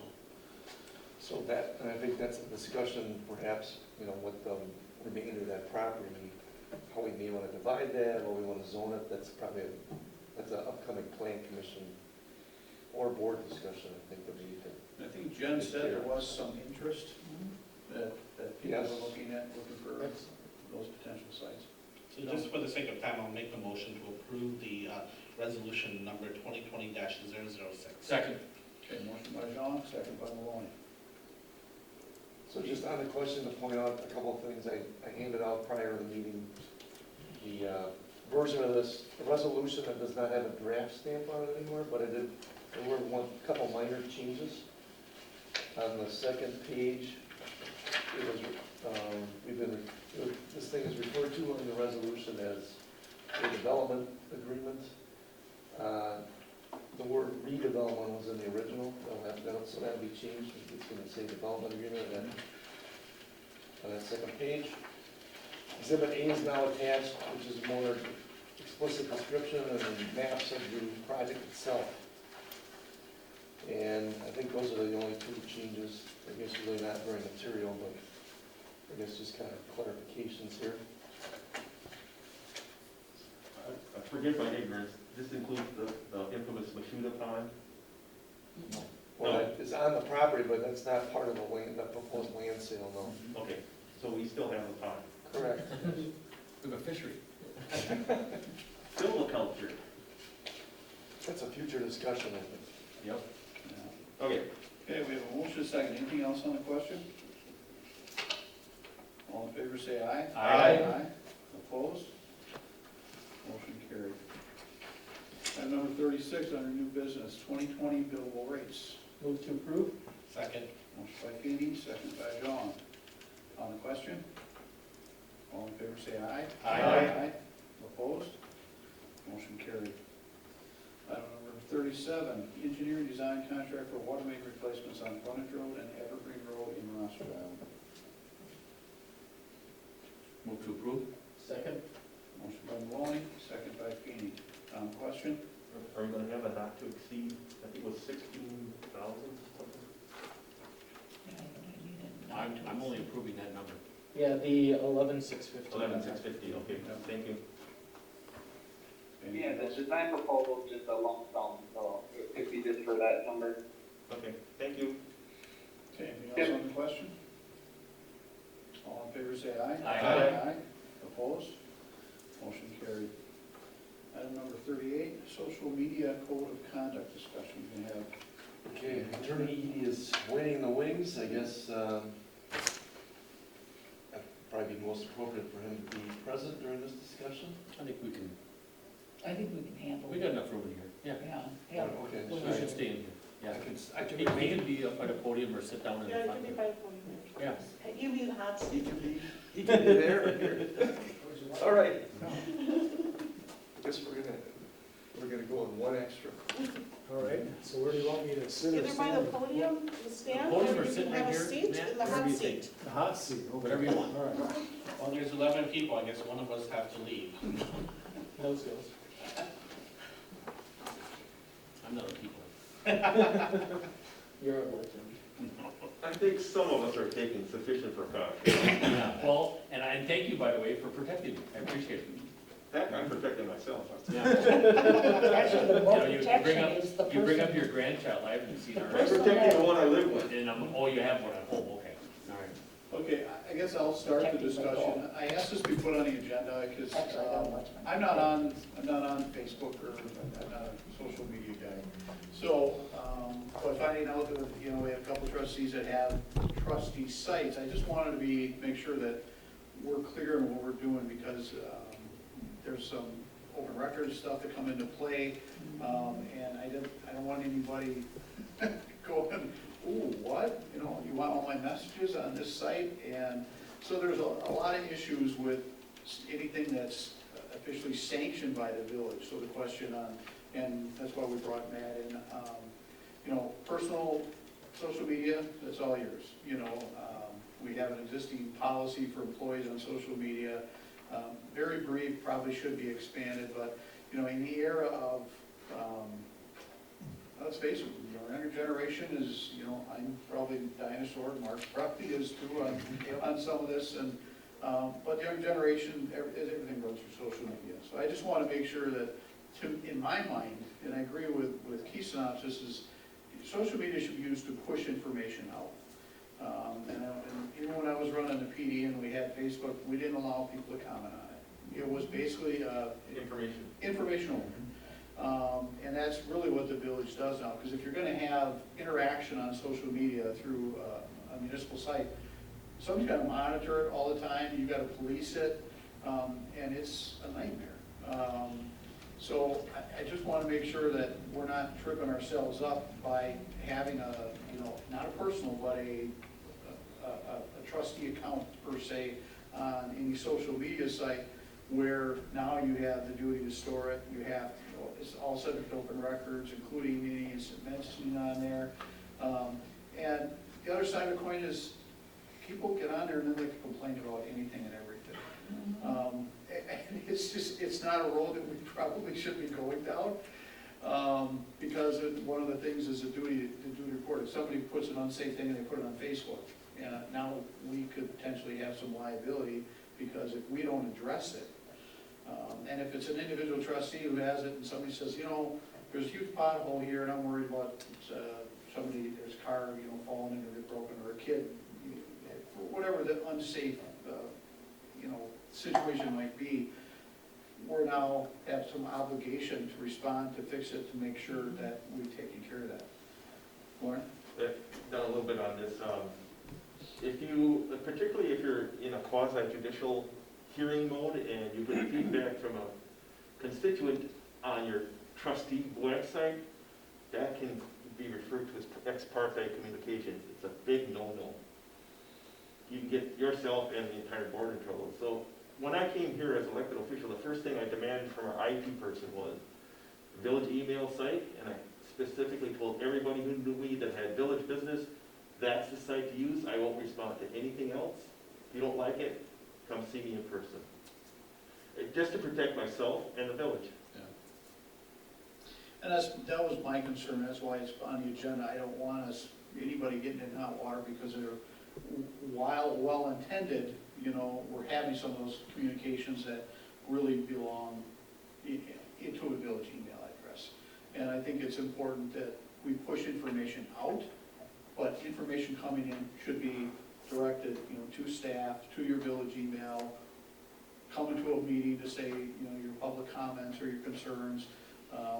But when you get two-way communication on social media, in a public setting, it's a recipe for trouble.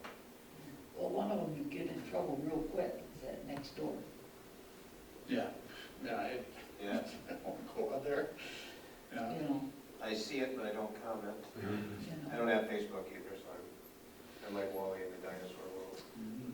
Well, I've got Facebook, but not any site, it's my site, and it's, You're back to the Big Bang era. and it's closed to friends, and, you know, it's not open to the public. So what exactly are you recommending, Wally? Well, I guess, the head attorney here, I think that, you know, as far as our policy, I think our policy should be tweaked. That we should have somebody who is designated to put this information out. You know, to me, communication flows out.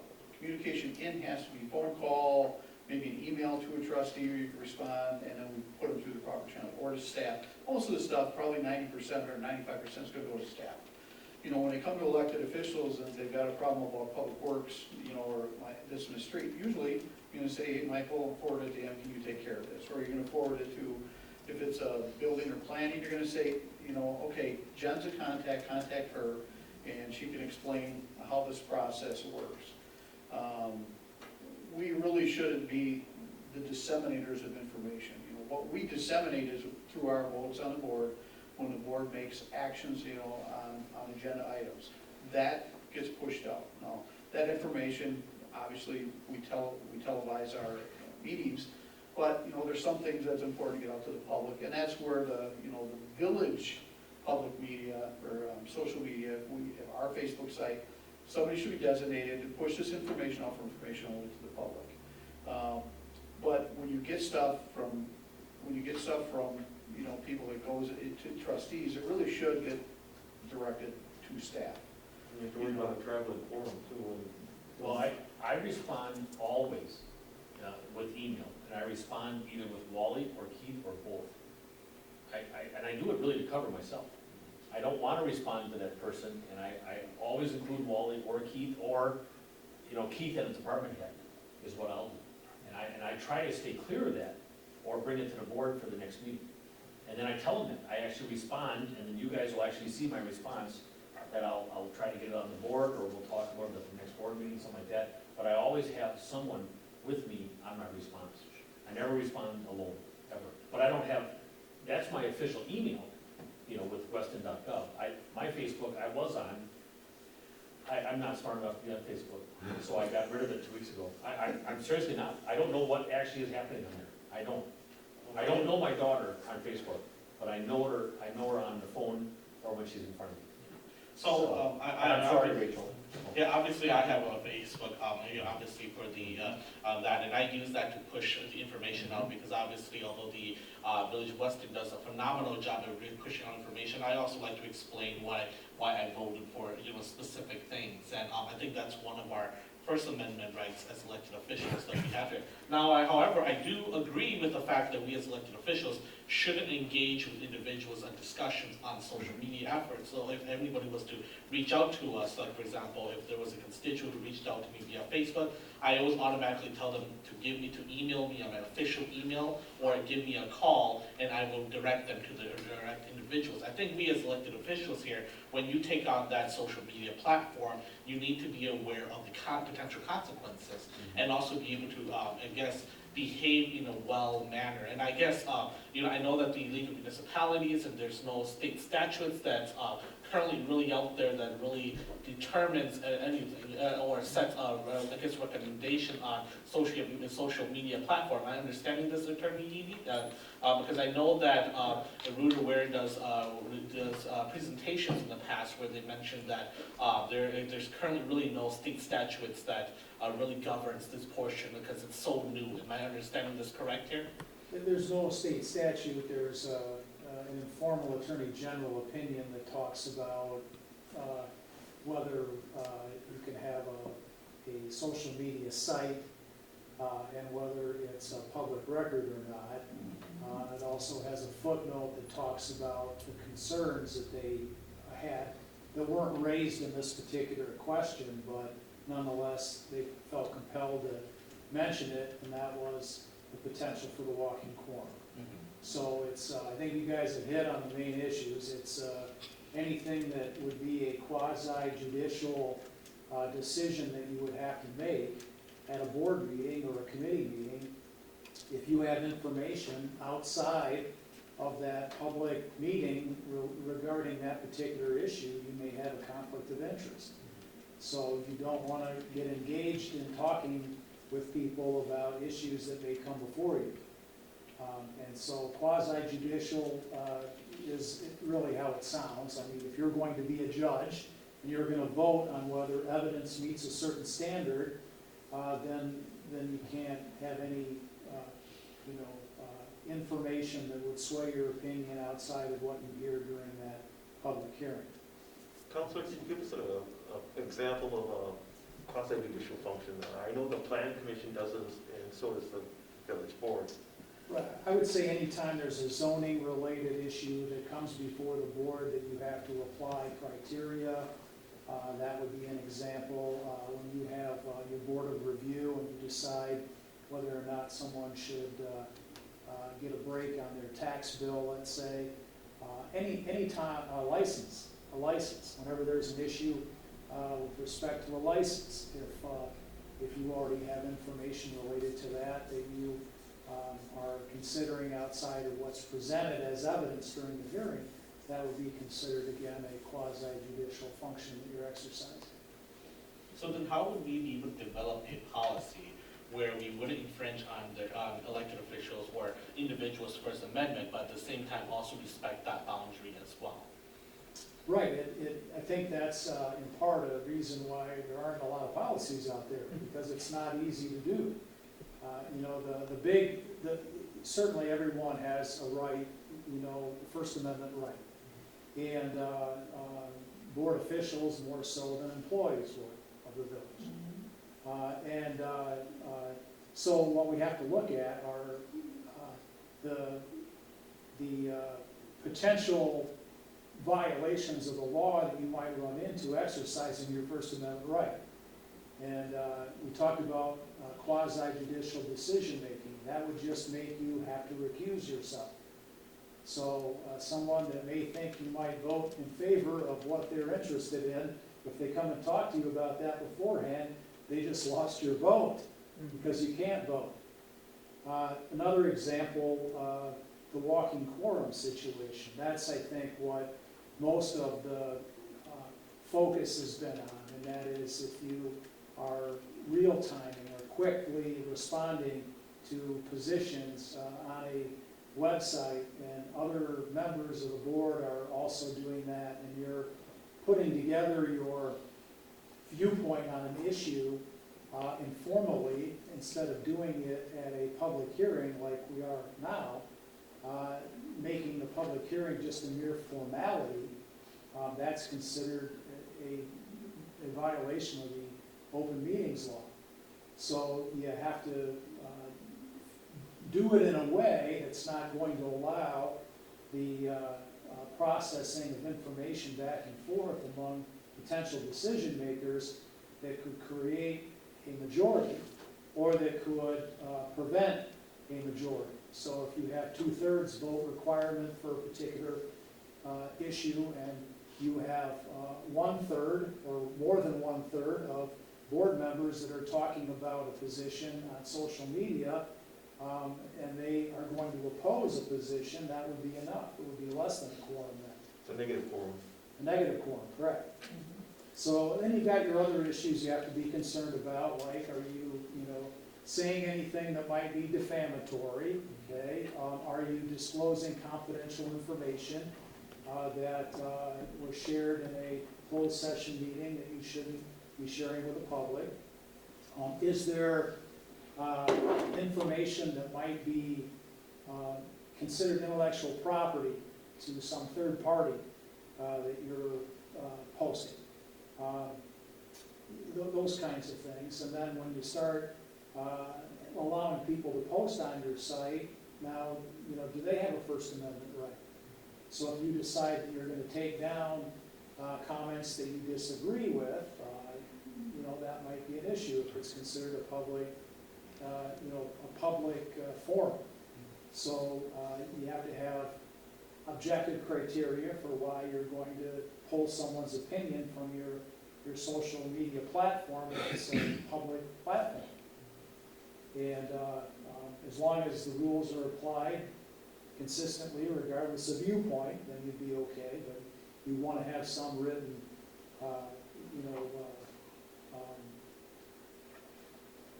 some written policy for what your rules are and how you decide what gets pulled off your social media platform if someone posts something that you think is inappropriate. But can you, if you had an official site and a personal site, your personal site you can do with which you want. Well, But an official site, that's personal. Yeah, Personal. they don't really give you a lot of guidance on that. Oh, really? Well, I can tell you the case that, this would probably interest you because it is the real world, Okay. right? And I think the decision, the opinion of the Attorney General back in '09 involved a town chairperson that had a Google group website called Making Salem Better. But it was a private site in that there were people that were invited and people that were excluded. And a reporter wanted to be part of this site, to be able to access it. And the town chair said, no, this is a private site with just my friends, and I'm not going to allow you to do that. So she made a request to the Attorney General's office on whether this site was a public record or not.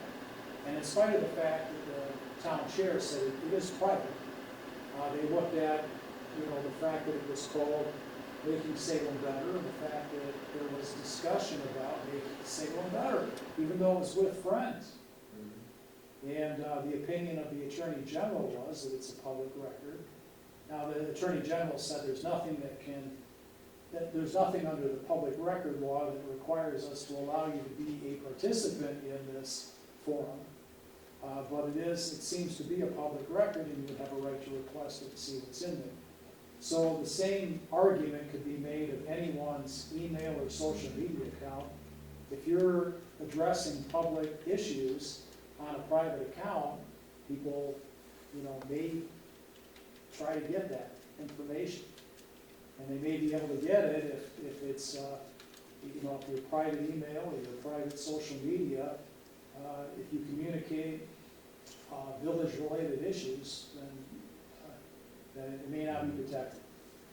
I know one of the things that, and it says there, that you have to make sure and make it very clear that the views you express are not necessarily those of the village, because I can remember several years ago on the county that there was, and it wasn't even email, it was that a certain individual who was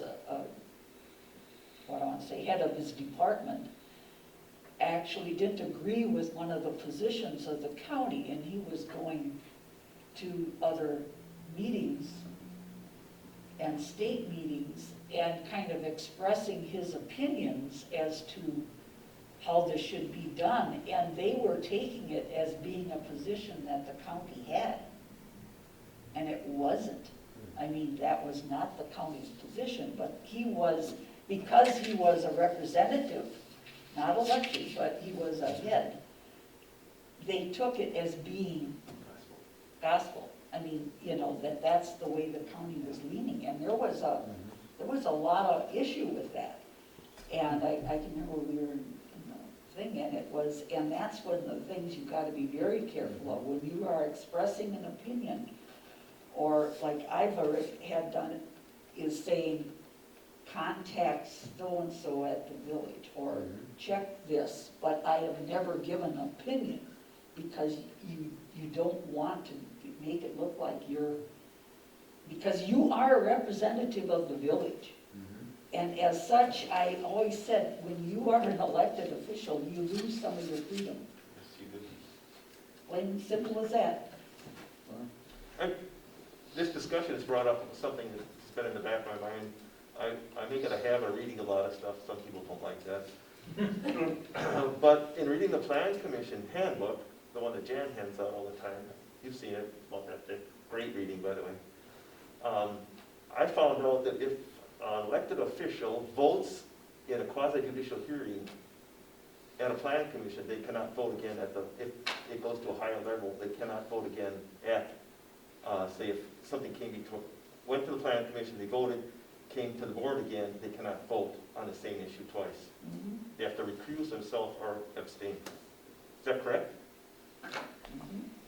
I'll have to find it for you in the book. Yeah, why don't you show me that, and I'll take a look at it. But, Yeah, well, believe it or not, he actually followed that, because he sometimes would not vote yeah. at the planning committee because he wanted to vote on it. He wanted to preserve his vote at the village board. The other thing, if it's a good issue that passes at the plan, it's more than likely will pass in the village board.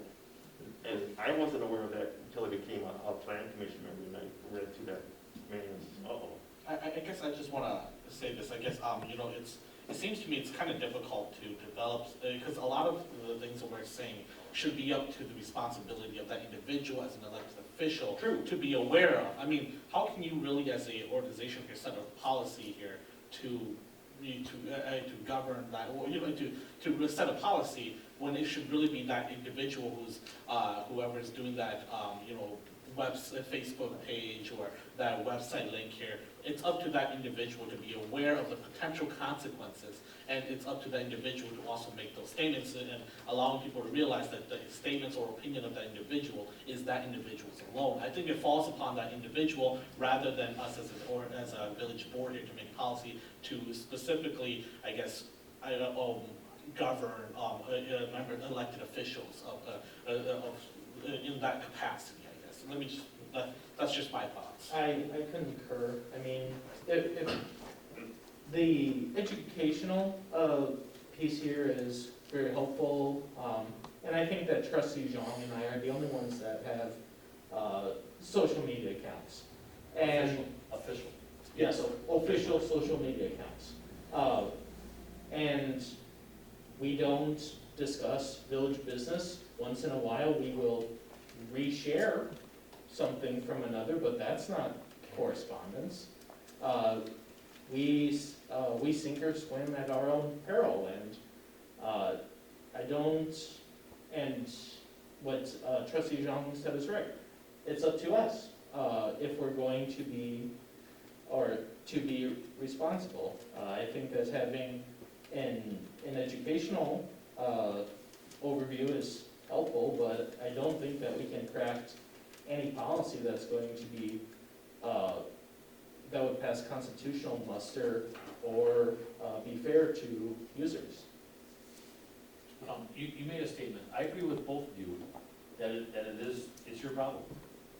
But you made a comment that it's also up to the user, or to the person reading yours, to know that it's not official. How can you say that? Yeah. I guess it's up to I us. completely disagree with that. Well, I guess it's up to us. Because now they're listening to an official person Sure. on your site. Why, and if they believe you and if they trust you, why wouldn't they not think that that's true? And well, I guess It's really still on YouTube. It's on Correct. anyone No, that you're would right. have- I You're don't right. need to say YouTube. Yeah, no, but it's right, it's Well, up to the anyone would have individual who's visual. posting that, Yeah. posting that statement there, you know, of Yeah. what, like, for example, if I was to Yeah. post a statement there, I should be responsible for also Yes. putting down, saying I that agree. these are my perspective and my perception.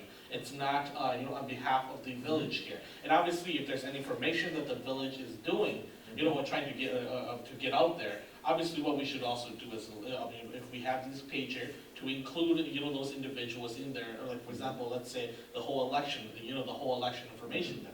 We should share what, you know, and if we do share that, we should also direct them to the appropriate person to be discussing that. I guess when I'm looking at social media, I'm looking at it as another way of, in a sense here, distributing information out to individuals, but we should also be aware of what we're posting out there. And I think in order for us to achieve that, this is not something that policy would be able to address, but rather an educational component here, where we as elected officials need to be aware, or you need to educate ourselves about the potential consequences. There's a lot of things that we need to be educated about. You're right, Lauren, we don't know everything. I don't either, and I've spent several years reading and doing all the research, and I think Matt has seen some of my work that I've done.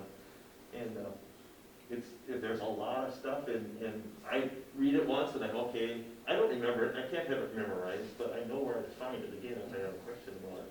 Added to that, I'm pretty sure that in my, in one of the about this page things, I even have, these are my views and not necessarily representative of the village. So, I mean, I'm going to go back and double check this and double check that after the meeting, but in. I have not seen that. You guys do what you want, and anybody here can do what they want, but I have not seen that disclaimer on your site.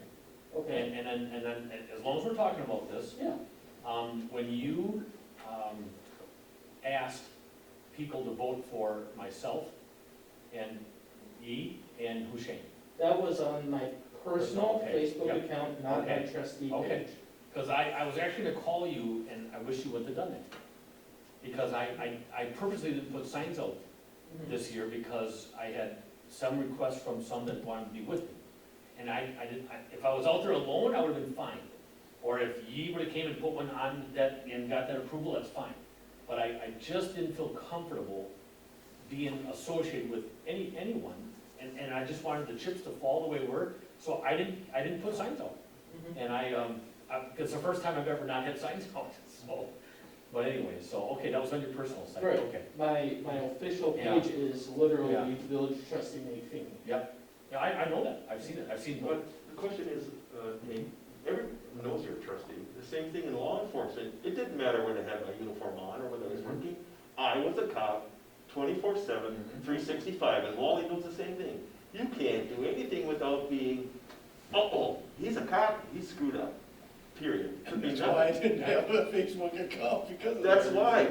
And it's unfair, sure, The same thing whenever we went to a tavern to break up a fight, it wasn't, look at that cop's in uniform, is he drinking? It's not because we were there to break up a fight, and it's unfair, correct? Interferes with my rights, yep, definitely, but that's life. But if we're talking about the dissemination and trying to draw a difference between personal versus official, then what I post on my personal page, regardless if it was asking people to vote for people or what color they think best goes with my outfit, whatever, that's completely irrelevant to my official page. And I don't, Right. and Exactly. I understand I requesting got- the distinction. I got actually worried when, I mean, I was honestly, and I'm not saying people know me or whatever, I'm sure it's all from the liquor store at 29 Super, but I was getting, honest to God, 50 requests a day. Yeah. You know, and I didn't know 49 of them. You know, so, and I finally got to the point where I didn't want to say no anymore. I didn't want to, I mean, I had you as a friend, and I had Husheng as a friend. And it really made me nervous that the four of us could have been in a conversation. And now all of a sudden, because you know what, it doesn't matter if we're here or if four of us are at a bar or a bowling alley or at the grocery store. It's a quorum. If four of us are talking, it's a quorum.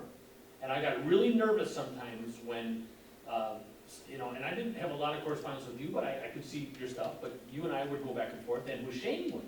But it always made me nervous if you jumped in, and I'm going, whoa, whoa, whoa, that's four. Doesn't matter if it's personal or if it's official. At that point, it's over. And we all do a really good job about that four thing. We do. Even out in the parking lot after a meeting, you and I have excused ourselves with people, and you and I have, and we all have, you know. And that comes, and you know, I definitely agree, that's why me and my elected official, whenever I try really hard not to respond back to anybody directly, specifically, and I do but then it goes back to me saying that it's that individual, just like what you mentioned earlier about how when we're in the parking lot, there's the three of us talking, another individual's coming, it's up to us automatically to make that decision to excuse ourselves from there. And like I said, I think education is the most important portion here. If we want to prevent any walking quarrel or any violation or anything here, I think it's an educational, for us to be educated about this. And I really like this discussion here because it's making us, it's helping me rethink back to what I'm doing on the social media here and what I could be doing to better and, you know, make sure that we don't cause any trouble. And I definitely agree that this is a very good discussion. And it's actually very educational in this component. I guess I'd be a little concerned about trustees having other trustees as friends on their social media.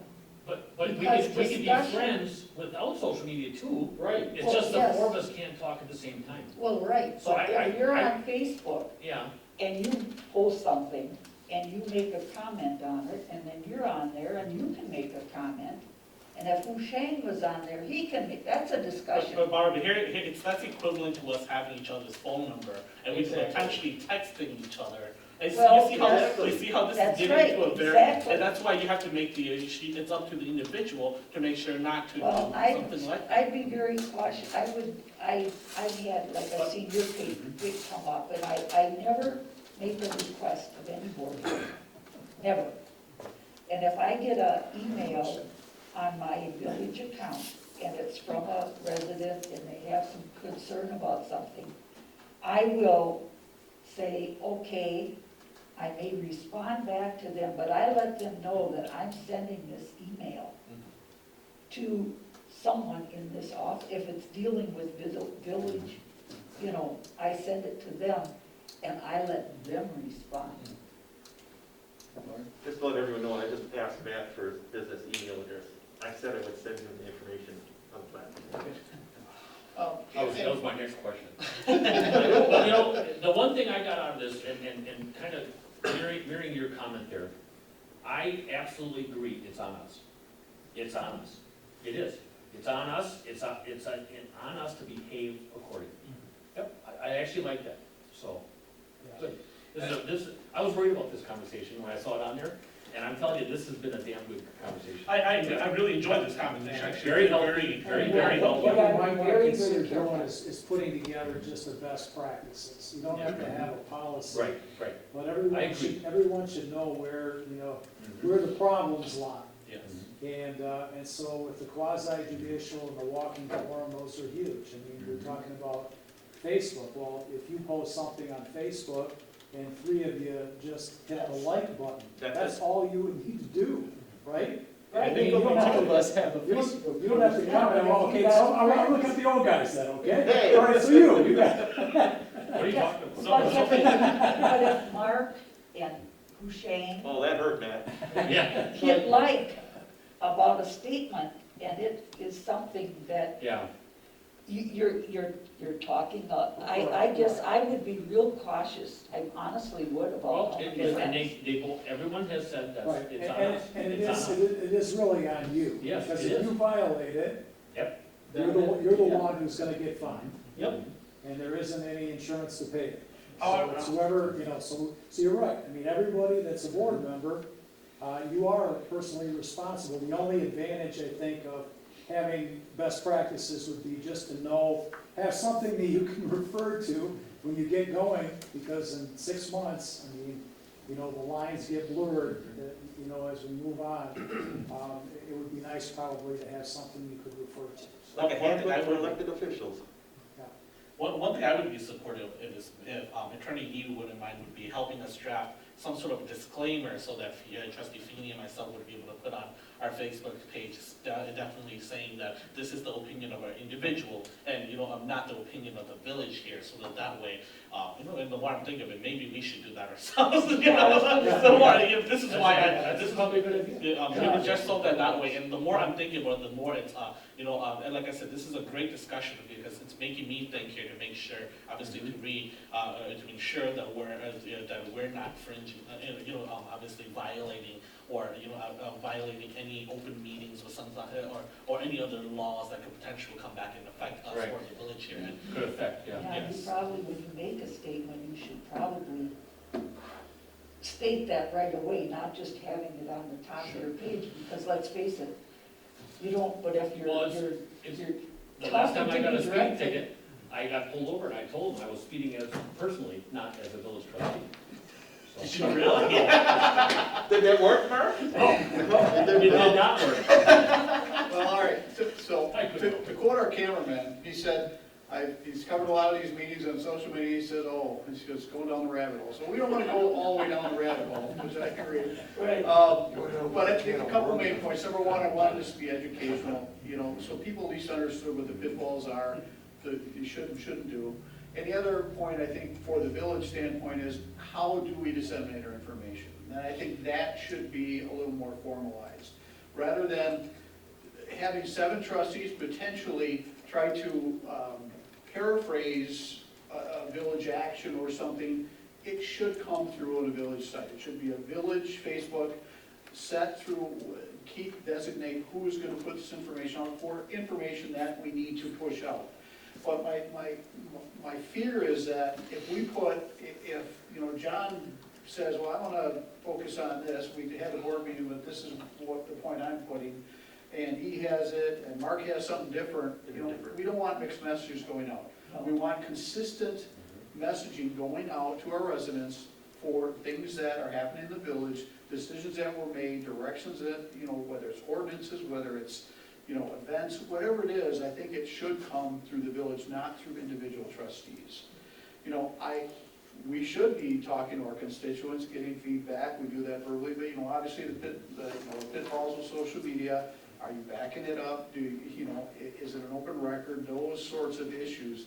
I think we covered a lot of that, but I still think our current social media policy probably needs some updating, and I think I would like to see the HR committee look at that and see if we should formalize who puts this out, who has the authority, and do we run it by Keith, or is it just up to department heads before we push information out? Well, I think it should go to the HR committee for us to take the first swing at it and make sure that everybody understands where the HR committee's coming, so it can come to the board. So, We need to balance our First Amendment rights, because we all have them, we all have our own opinions at As long as times, they all understand but we need to that. curtail what we push out. And it really needs to be consistent, it should be from the village, it shouldn't be from individual trustees, other than well, here's the minutes, read this is what happened, or we'll talk to so-and-so, and they can explain, because this is, Yes. they do planning, they do public works. But I don't want us, editorializing, so to speak, what the board did. That should be a unified message going out from the village, not from 7 different trustees. That's my thoughts. And that's one of the reasons I put on there. I just don't want us setting out different things or mixed messages. We have to be consistent. Well, So- it's like I said with the county, that he was there, and it wasn't the county's position. Exactly, and Yeah. that's very easy to get misconstrued in a social media environment. So, Wally, is it your desire that trustee Zhang and I, when speaking about village board issues on our social media pages, don't even discuss our perspectives on what the village does? Well, That's what I'm hearing. Yeah, well, I think if we're gonna push information out, the village should be the one pushing the information out formally. When you do it informally, I mean, you can have your conversations, you can talk to constituents, but so the village board makes a decision, or something on the agenda, we make a decision, and if you push it out and maybe the details are a little different from what, somebody else pushes out, I think it sends mixed messages to the public. Well, that's not what, I read the minutes, but trustee Maloney said this on his Facebook, and if it's just to push information out, why should we all be doing it? Right. You know what I mean? Official information from the village should come from the village, who we designate to do the social media accounts and push that information out. Run it through the administrator, so he says, yeah, this is good information, push this out, have the departments go to them, but it shouldn't be us as elected officials. Because it's really easy to kind of even interpret some of the things that we're doing differently. And if the information goes out and we start confusing the public on it, if there's one site, then, if they have a question on, yeah, it's in our village social media, refer to that. Steer them to that site.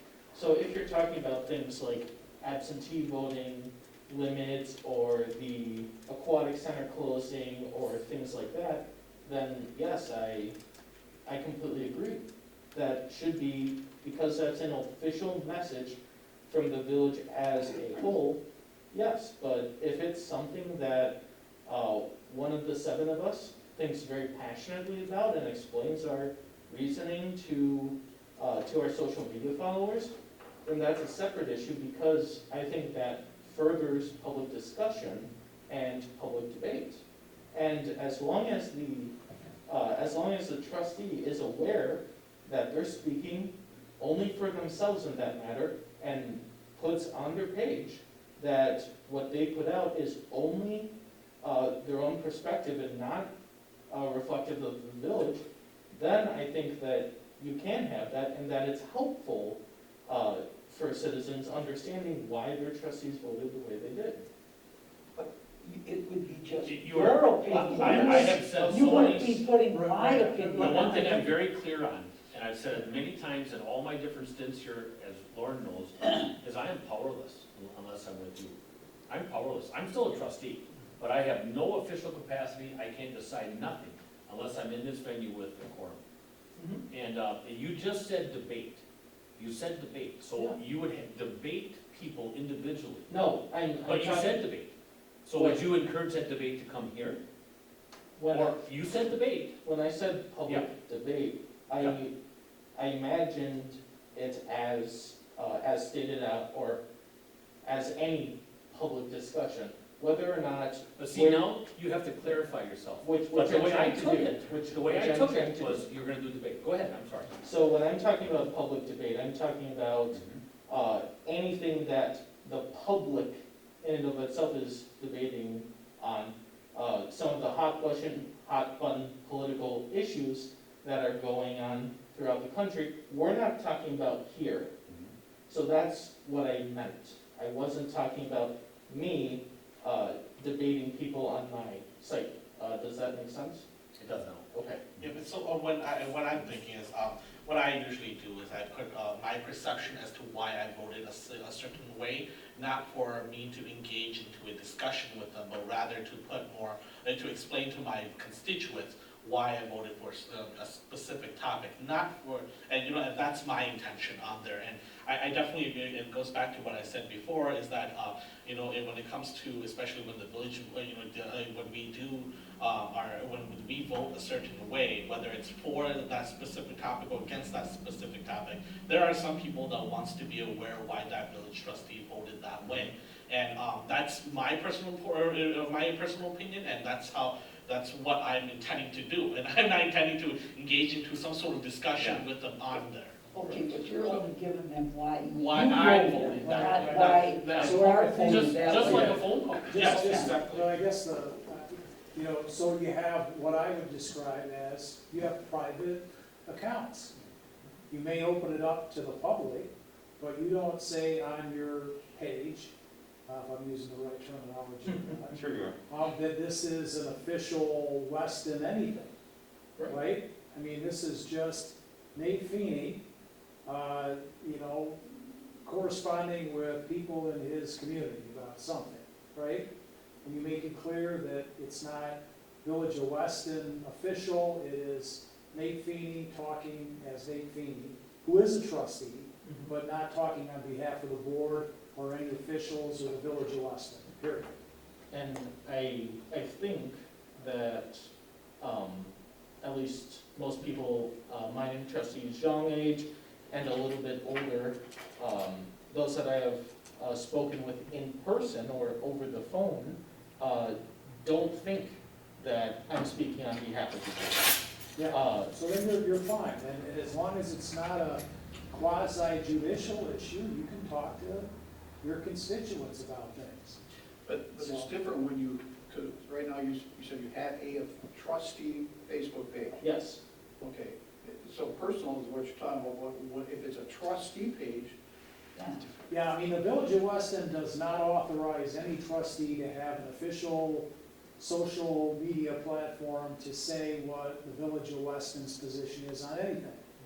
I don't think we have that. Unless the board decides that they want to create something like that, you guys would be doing things on your own. So you'd be doing it individually as whoever you are, who happens to be a trustee, but I'm speaking to you, with my voice alone and nobody else's, and I'm not talking on behalf of the village or the board or anyone, or myself. but Matt, would, by having, a trustee Facebook page, wouldn't that lead people to believe that this is village sponsored? It depends on what it looks like, I don't know, I'm not. I think no matter what it's definitely an individual thing. This is not an official thing. So it should be listed clearly as something that's just you and not authorized or supported or advanced or in any way, Well, I want to say, to respond to Barb a little bit as well, I know that Barb's not a trustee, as mentioned multiple times, no matter where you go, you're going to consider a trustee as well. I think we as individuals, elected officials, or Nate and I, we also have to include on there that says something that this is not a village-sponsored page, so that, so to be clear, so that way individuals are aware that this is an individual's website, not a village, not a village's, a village's page. I think we need to be clear with that, and, like I said, this is a great discussion, it helps me kind of obviously plan for it, but we can't also, and we have to make sure that this is more of an individual basis rather than a village account. it is, but it's still probably gonna be subject to the. Oh, of course, I So understand. you need to make sure you keep everything you do. Yes. Because even though it's not authorized by the Village of Weston, you are a trustee who's speaking to the public about Weston-related issues.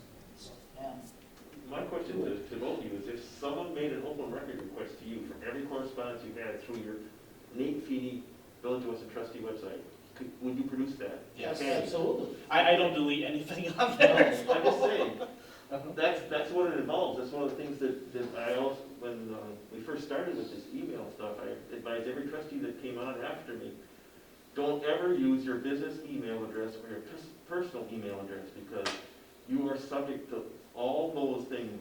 Just like all of those, getting a subpoena, you can subpoena anything, any email. But especially through open records requests, they don't need a subpoena, they just say, I want everything you did in the last 6 months over your Ejon dot whatever, Yes. and you have to give it. So Matt, just talking, we've talked a lot about some of the pitfalls to look out for. So, and to E's comment, if he's explaining, say the board took action on an agenda item, and it was a split vote, and he voted no, is there any issues with saying, well, I don't agree with this is why I voted no? I mean, we do it in the context of the board, we have our discussion, and, but put it on social media, does that change anything? Because if we're contradicting the way the board, if a trustee contradicts what the board actually voted on as a committee, and to Mark's point, we speak with one voice through our votes, is there an issue if we're explaining why I don't agree with the decision of the board? Well, again, some boards like to have, ethics codes of conduct, and some, boards might think that once you make a decision, it's the board's decision, and even if you disagree with it, you're a board member, and so you support it going forward. Or say nothing about it. So you have to, then again, if you've got constituents that want to know why, why it passed, you can simply tell them you didn't vote for it and leave it at that.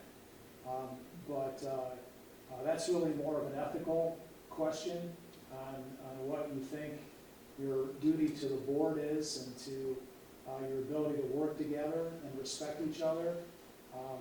Because obviously, if you are going to continue to fight the battle after the battle's been lost, then there are going to be problems in the future with working together, because you have to be able to move on if you lose when you're on the board. So there's nothing that I think would stop you from doing that, but unless you guys decide that you're going to have your code of ethics and agree on what that is, and move forward with that. But there isn't any law that says that you can't explain your position, and there isn't any law that stops you from undercutting the board, either. People do that, unfortunately. During campaigns, they do it. So, and campaigning, by the way, is also something you need to be careful about. If you're using any social media platforms that are being supported by the village in any way, or computers, or what have you, that could be a crime. So make sure that you don't use any village resources on your social media platforms if you're going to do any campaigning whatsoever. So, All right. No campaigning on social media. not if you're using any village resources. Oh, okay. That's why I have a separate page. But saying you're a village trustee, you can still do it? Yeah. But are you using the village computer, is what he's saying? No, I'm not. Or how many, no?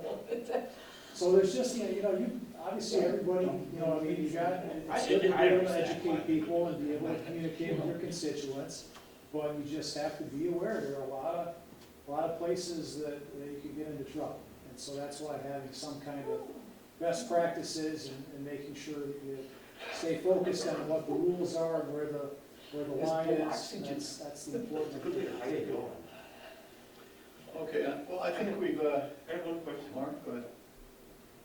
Who posts the thing on, like, the next door I see posts that come through on village official logo and all this other stuff? That's not. So, Is there a person that's that's responsible? I guess that's a matter of our internal policy with staff. I guess my desire is that that's gonna be done through the clerk's department, through, I guess, the two employees right now would be Sherry or I'm sorry, Renee or Heather, since they're probably the most versed in the That was my understanding. During the election, it's actually been planning and development that's been putting some things out, but I think, I said after this election, we're gonna kind of reset and get this thing to a place where everybody understands what the process is, because in the past, it's been kind of each department doing their own things and even being responsible for all their website content, which they should be, in their department, but it needs to be handled, I think, through like a focal point, so we have one or two people that are working on it. Do a good job. The same thing with the Weston email, so the weekly email blast. Right. So, Can I just ask one more question for clarification? This is to Attorney Edie. I guess if we were to, it's not regarding social media, but when we were talking about recording, or having record, if we were to talk about something in closed session, if, for example, it was recorded, wouldn't that potentially be also,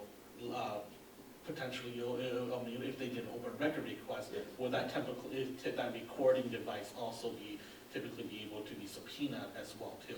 That's why you never record. You don't record? No, I was just kind of curious. Yeah, well, I mean, if the session shouldn't have been in closed session, then there'd be an argument for why they should be able to get the tape recording. But if it was properly in closed session, I think, unless the court said that was an error, you should be able to protect the recording from being discoverable. But the county's closed session rules are that the only person that records it is the clerk.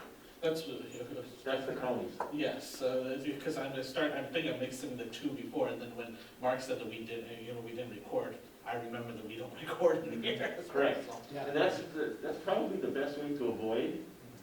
Granted, it seems like you're trying to hide something, but that's the rules behind closed sessions, is that there's not supposed to be any discussion outward.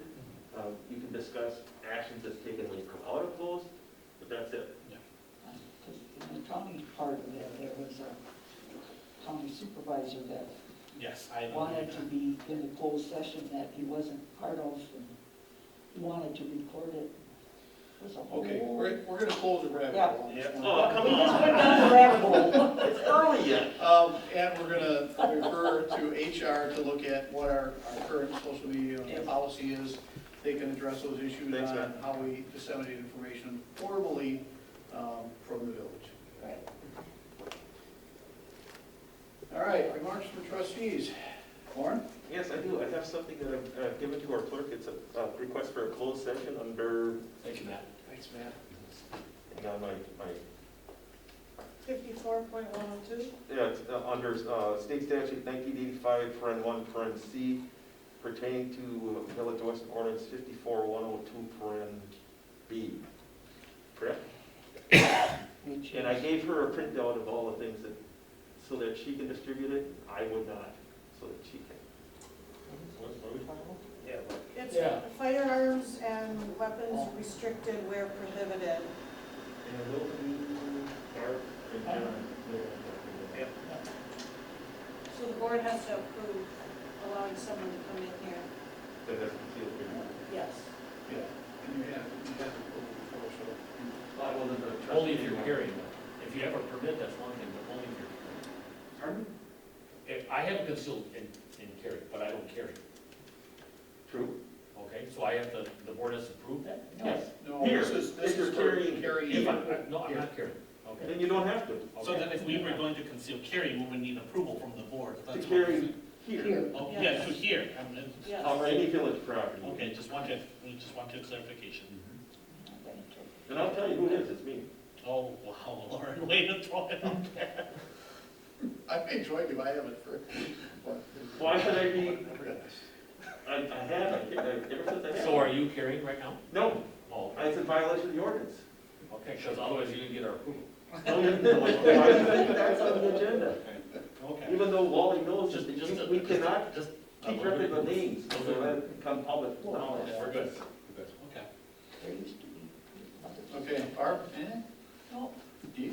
I just want to welcome Lauren back to the board, I guess. It hasn't been too long since I've sat next to you. Yes, yes, and I just want to say a big thank you to all our staff for their work during this pandemic. I know I'm sure it's been crazy, especially to our clerks and also all our other staff, whether it's law enforcement. I want to congratulate and thank them, commend them for their work during this whole pandemic and making sure that our services are still continuous normal. And I also want to applaud our trustees as well for giving them that leeway to react to whatever situation is necessary as well. John? Mark? Can I just ask about the farmer's market? And I didn't know where else I could bring it up here tonight. So, or during tonight, the farmer's market is an essential, that's why it can open. Right. Essential for what? Food. What food? All food. Any food. Go ahead, name one. Any packaged food items, Oh, packaged too, yes. because right now you can't grow nothing. Now, there's nothing coming out.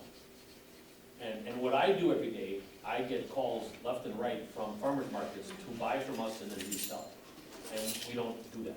Well, my understanding But, so they is, can whatever have, the so the vendors farmer's market have, is about packaging. yeah, and even the people working, I believe they have to put it in some sort of a package and then hand it over to whoever's buying that. You can't have customers rummaging through stuff. I know, but my whole point is, there's no gardens that are, you can't hardly. And there's not a lot of vendors there right now. Well, I've because of gotten a that. few calls because people are wondering why packaged ranch dip would be considered, why we'd open up that. I mean, because what their problem is that's opening and there's people there, yet we can't open other things. You know, if a restaurant can't open, why can that open? You know, because they can see that if it's harvest time and it's fall and there's tons of produce out there, that's one thing. But right now, and I don't know how to answer them. So this is some, Go ahead. Yeah. there is guidance that came from the state. And I read that, I saw that.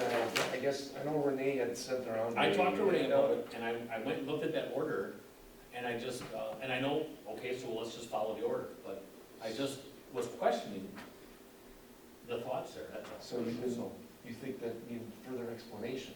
Well, Further you justification? know, there's a from lot of the things state. in the order that need a lot of explanation. Okay, So, I'm okay, that's I'm my with only you comment, there. I'm sorry. I'm extremely hungry, and I want to go eat, and I don't know why I just asked Mark, that it's my question. understanding, if you go to the grocery store and buy pots and pans that are on display, that's a violation. Because No, it it's is not a food. No, it is not. No, that's why Target has food, so they can sell everything else. Kohl's wishes they had food.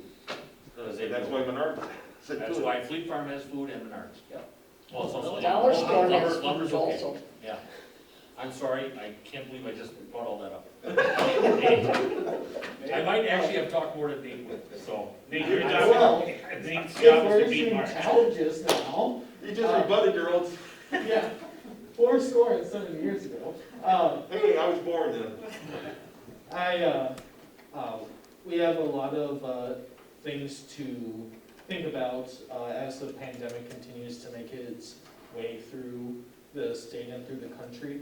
And at least for me, whenever something like that comes up, I'm always going to err on the side of public health, because most of the experts believe that a second wave is coming. And I would hope that when we go to vote on things, that we would bear that in mind. I have several friends that are immune compromised, and there's a lot of people that are in our greater community. So I hope that we just bear that in mind more than anything else.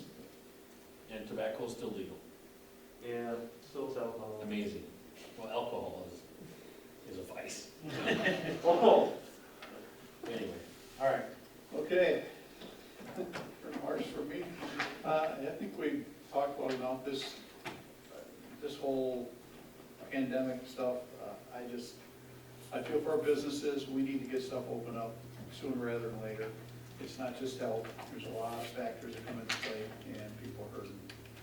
And I don't think a one-size-fits-all, either from the federal government or even from the state government fits. It should be detailed to regions, counties, and we gotta get stuff opened up. It's hurting way too many people, and both physically and financially. All right, future items, next meeting, May 18th, regular board, and then June 1st, regular board, and it'll be, as I said, the planning commission will be next Monday. With that being said, looking for a motion to adjourn. Move to adjourn. Second. Or, John first. Motion by John, second by Maloney. All in favor, say aye. Aye. Meeting is adjourned. We'll be bringing treats next meeting, because my birthday's the next day. Okay. Hey, happy early birthday. So if anybody is allergic to it, let me know.